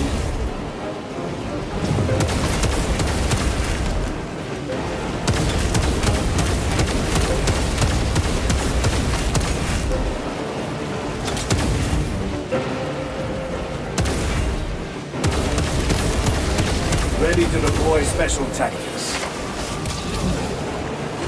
So and fro! We must break its shield!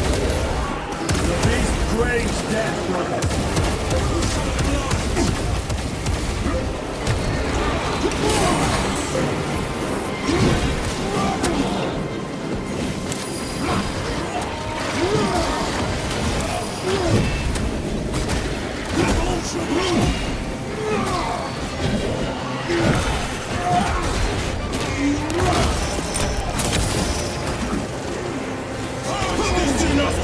Destroy us all!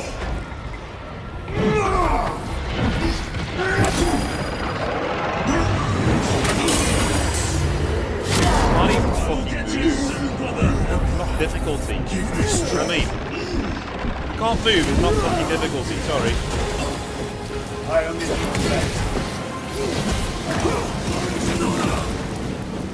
Literally can't move.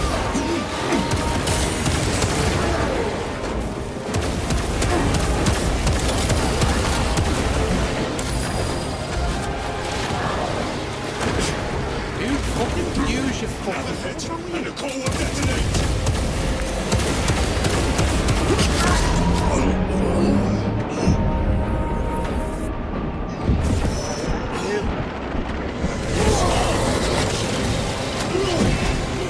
So fucking silly, like...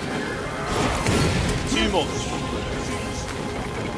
Munitions secured.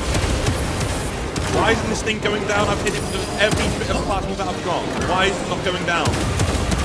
Go down! What the hell? Go down! Every single bit of plasma that I've got has gone into this thing.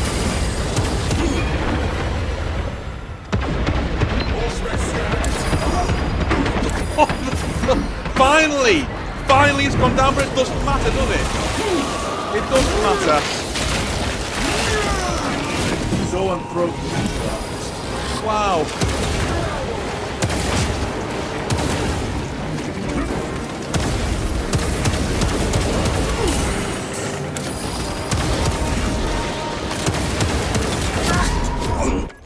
Oops. I will fight!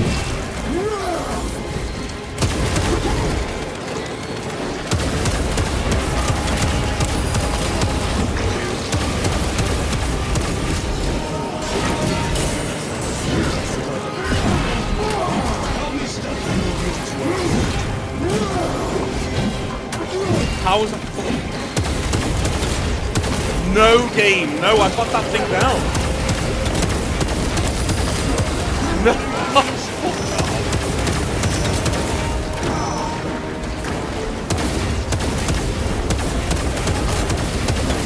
Right, am I just dying now? Thank you. Oh my god.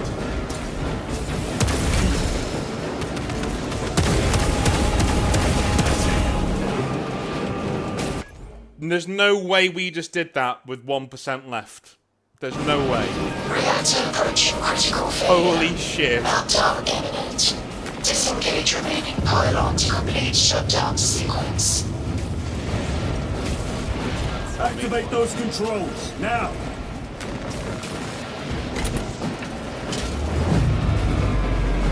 Volkai pylon jettisoned. Reaction has entered entropic decay. That was the last of them. Don't have to tell me twice. Jesus. Generators have been awakened. No essential systems returning to hibernation. No sign of Tyranids. The smell of burnt ichor is enough. We have what we came for. Move to the extraction zone.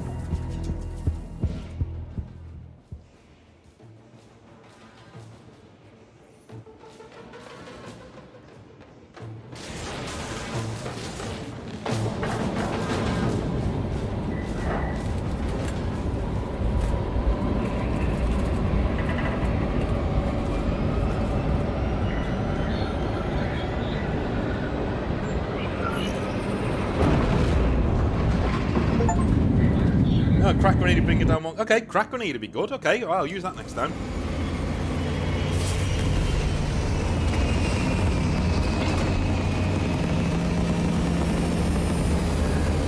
I'm only confused because previous Zoan troops have gone down to sustain fire from lesser weapons than a plasma, you know, incinerator, so...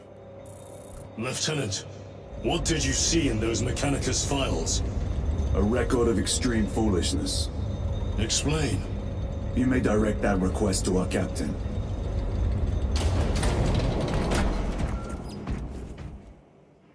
Give me a tactical overlay of the city. Captain! A minute. The Adeptus Mechanicus must be stopped. What? If they trigger the weapon, the results could be catastrophic. And what makes you suddenly an expert on Mechanicus research? They're using an artifact to power the weapon. I've seen it before, on a planet named Graia. A traitor by the name of Nemroth called it a fragment of the Dark God's power that almost destroyed the planet. Graya. Titus, the Mechanicus are acting on orders approved by the Primarch. And here are you, talking of Graya, of all places. Damn it, Captain. If Chaos is here, if they get their hands on this thing... Enough! I will hear no more on the subject.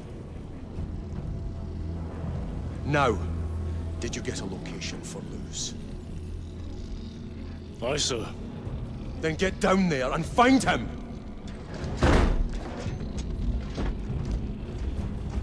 There are those who would see you sent back to the Inquisition. Tread carefully, brother.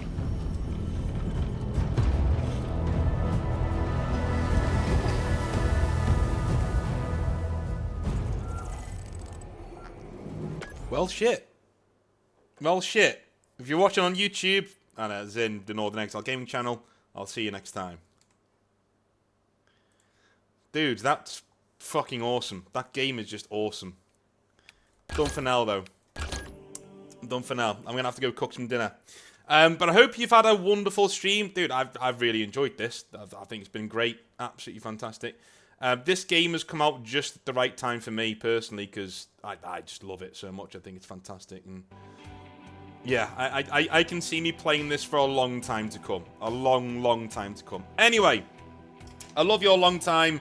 I will speak to you tomorrow for some Hobby Nightmares, and let's do a sneak preview of what tomorrow's Hobby Nightmares is. If you are on the Patreon, you already have access to it. It is already on there and was uploaded last night. But in terms of our videos, tomorrow we will have a 40k Hobby Retail Hell, and I have my own Hobby Nightmare. That is tomorrow as well. So I'll see you then. Have a wonderful rest of your day, and I'll speak to you soon. Have a good one.